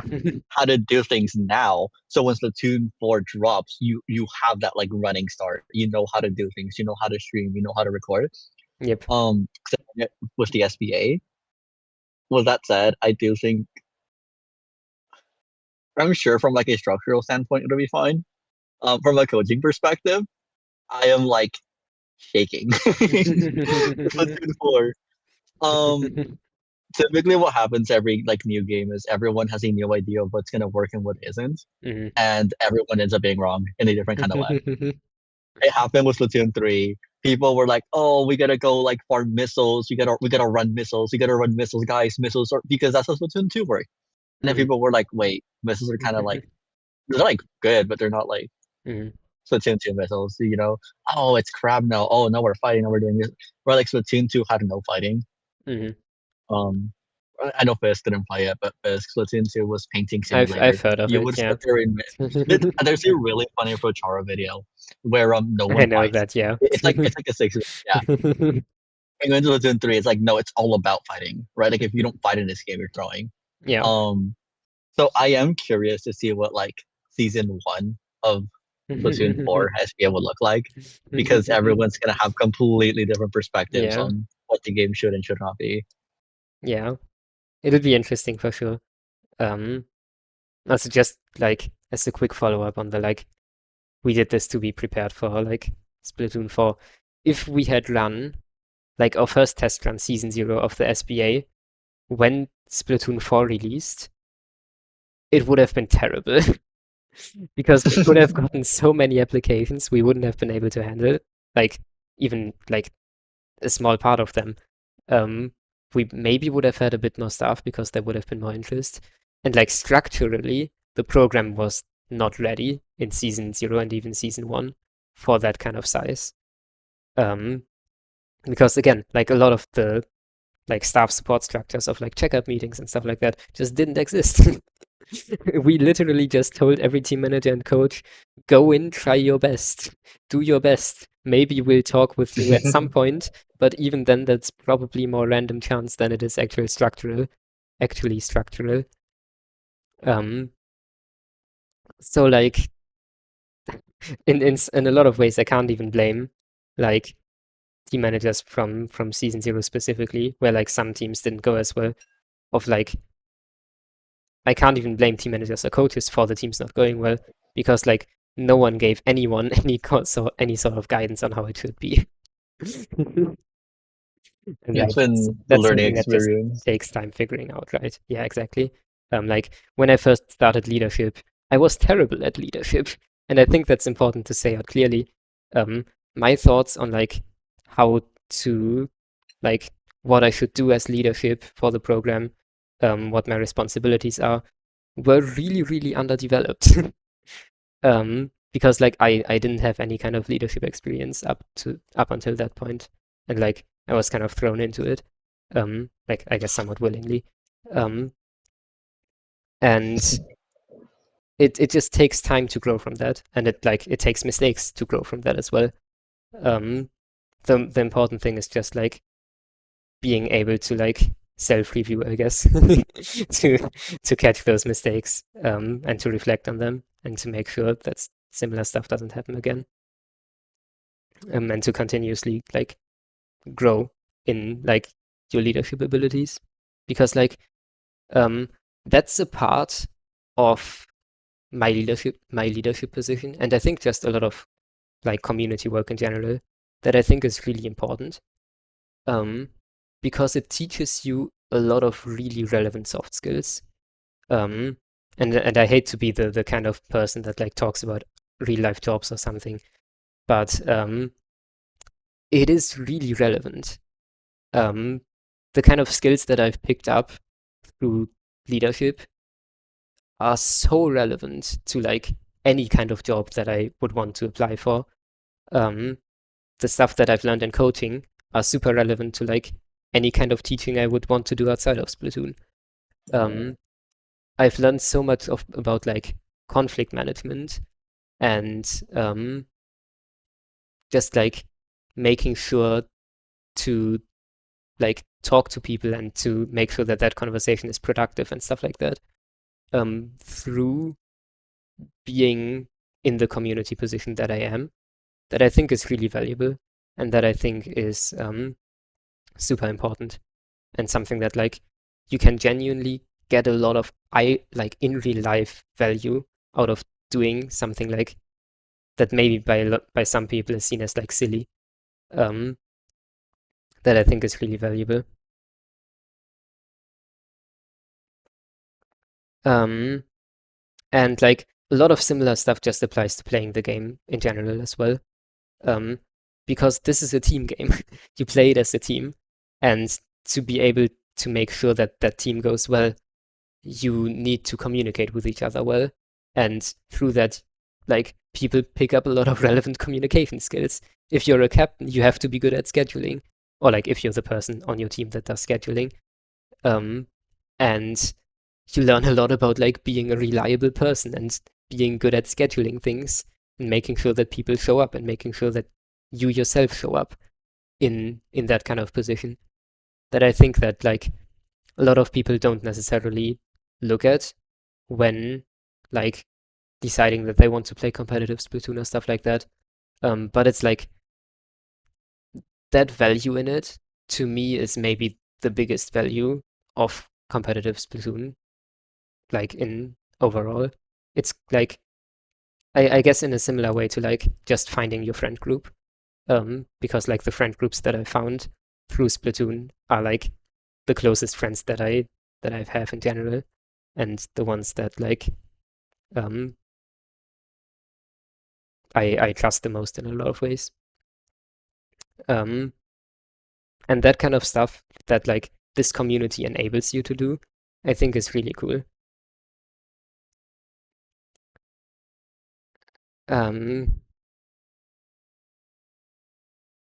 Yeah, that's my rant on like how competitive Splatoon impacts your life and how it's really cool. Gotta put it on your resume. I have actually, like I haven't applied to a job, but when I applied to like teaching position at my university that like isn't paid, but like it gives me credit points. I actually put a lot of my Splatoon stuff on that resume, and in the interview, the person that interviewed me said that like what I've like what is on that resume is really impressive, and like in a lot of ways, I think helped me like actually get into that position. That is very cool to hear. Yeah, so like it genuinely has an impact, and I encourage the 21 people that are listening to this right now, to like try to seek out those opportunities. Being staff for anything is like a really good opportunity to grow. The SBA is like specifically because it's such a like social program where you pick up a lot of social skills. But like other staffing positions as well. Like any kind of tournament organizing, stuff like that. Like coaching in specific is also really cool because like it's about teaching. So if you want any kind of teaching stuff, then yeah, like do coaching because it will help you get a lot better at being able to teach. So like, yeah, try to seek out those opportunities. It's really cool, and there's a lot you can learn through a community like this. And I guess those are the kind of final points that I want to make today. Because I think that is what's most important, and that's what like I try to highlight through the SBA continuously. Do you have any other thoughts, Damage?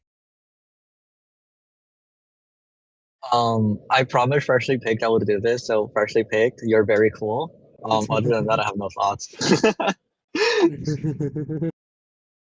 Yeah, okay.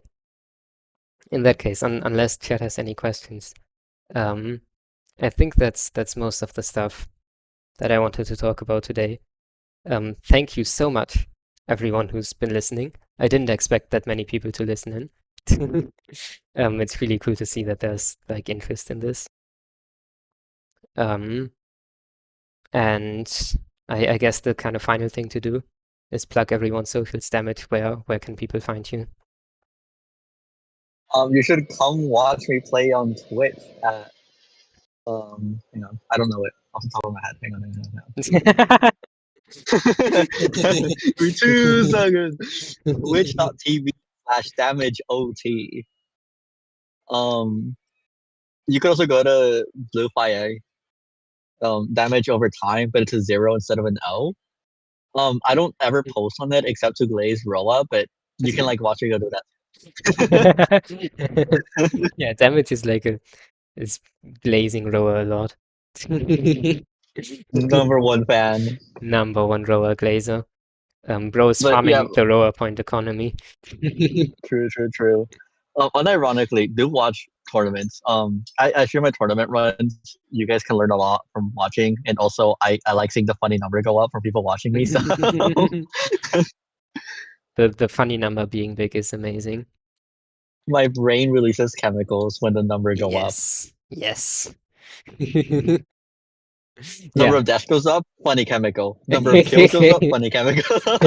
That's so Doesn't matter Wiper what the number is for. That's the it just most goes Wiper up. brain thing I've ever heard. Yeah, you can find me on Blue Sky at @zapfisk.splstrong.com. That's where I'm like mostly interact with stuff. You can like find me on Discord as well at Zapfisk. Just DM me if you have questions about anything, or if you want to talk about anything we talked about today in a bit more depth. I'm always down to have those kinds of conversations. Apart from that, Really I- small. yeah. Before I forget, if you guys do need anything, you can reach out to anyone in leadership. I know Yes. Fizz gets like flooded in questions sometimes, and then Yes. he is like, "Guys, I have like 7 things I'm dealing with right now." If it's not like specific to the overall program, you guys are allowed to like DM the rest of us. Like if it's something coaching, you can like DM me or Z. I think it's also head of coaching. You can go DM like the people for specific things. The roles should be visible, I think. Yes, the roles are visible in Yeah. SBA at least, and in the staff server Yeah, as well. you just click on those. You can see what our jobs are. Sorry, I just wanted to bring that up right now because sometimes Fizzy's Yeah. like, guys, I'm getting spammed right now. I'm trying to get to everyone. Yeah. No, that is a really good point. Because it does sometimes happen that like I get enough DMs that I can't respond to everything immediately, and sometimes I just forget. That actually reminds me that I need to respond to one DM that I forgot about a few days ago. Yeah. Yeah, very recent example. I sometimes forget stuff if it's too much. So yeah, definitely. You can reach out to other people as well. Like any kind of program like staff for the SBA. And especially the other head staff as well. Yeah, apart from that, I also like at some point in the past I sometimes uploaded videos. Maybe I will do so in future. You should subscribe so you know whenever I upload videos. My YouTube account is @zapfisk on YouTube. I have a Twitter as well @zapfisk. I think it's just @zapfisk everywhere. But I don't stream much anymore because I'm not really that active of a player. Yeah, I think that's mostly it from me. Or from us in general. I don't think we have much else to talk about. Also, thank you. The Fizz coaching streams were fire. I unfortunately don't have the energy to continue them right now. But thank you for saying that. I appreciate it a lot. I should yoink the idea. You should. It's a really cool idea. There are some aspects of it that like were a bit weird, where like the format in some ways makes coaching a bit less expressive than it can be. Where like usually my coaching would be a lot more in depth than it is on those streams, because like the format means that like I've never heard of this person before in my life, and I will probably never talk to them again in future. Yeah, these one-offs. Yeah. Because I know for other games, it's more common to do that kind of thing. Yeah, for sure. Which, yeah, I'm interested to see that. But yeah. I definitely think that like if some other coaches want to pick up that idea, go ahead. It was really cool. And like there was obviously interested in it, even as me as like not the biggest most well-known coach in the community. I got a lot of interest out of it, especially out of people who like weren't that big into the community. So yeah, do it. That is a command. Oh, you guys can't see it, but he's holding his splatter shots on my head right now. Yes. Yeah. No, I won't even deny that. That's just, yeah.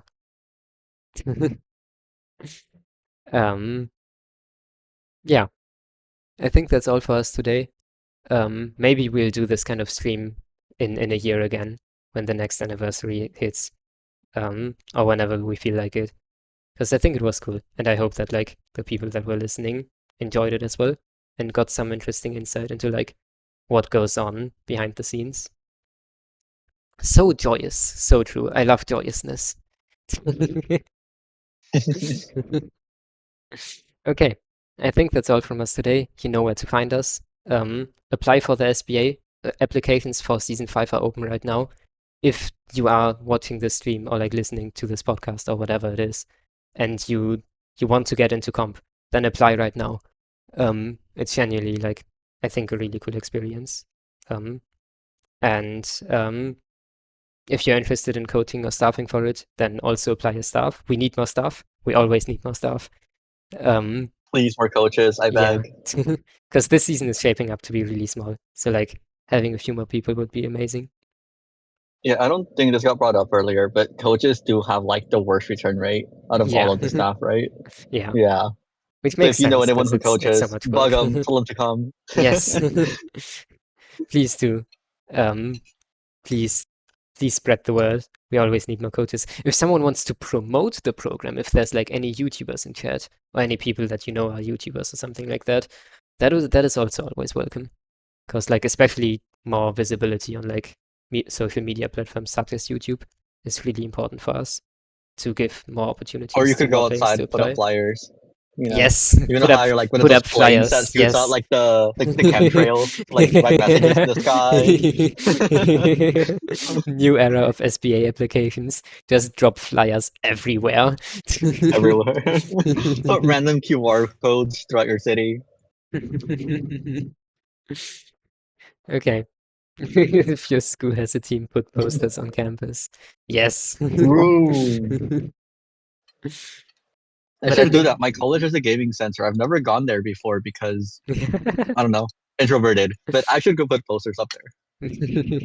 That would be fun. Anyways, I think that's all from us today. Damage, do you have any final words? I do not. Okay, then my final words are GG's, have fun, apply to the academy both as players and as staff, and enjoy your time in the community.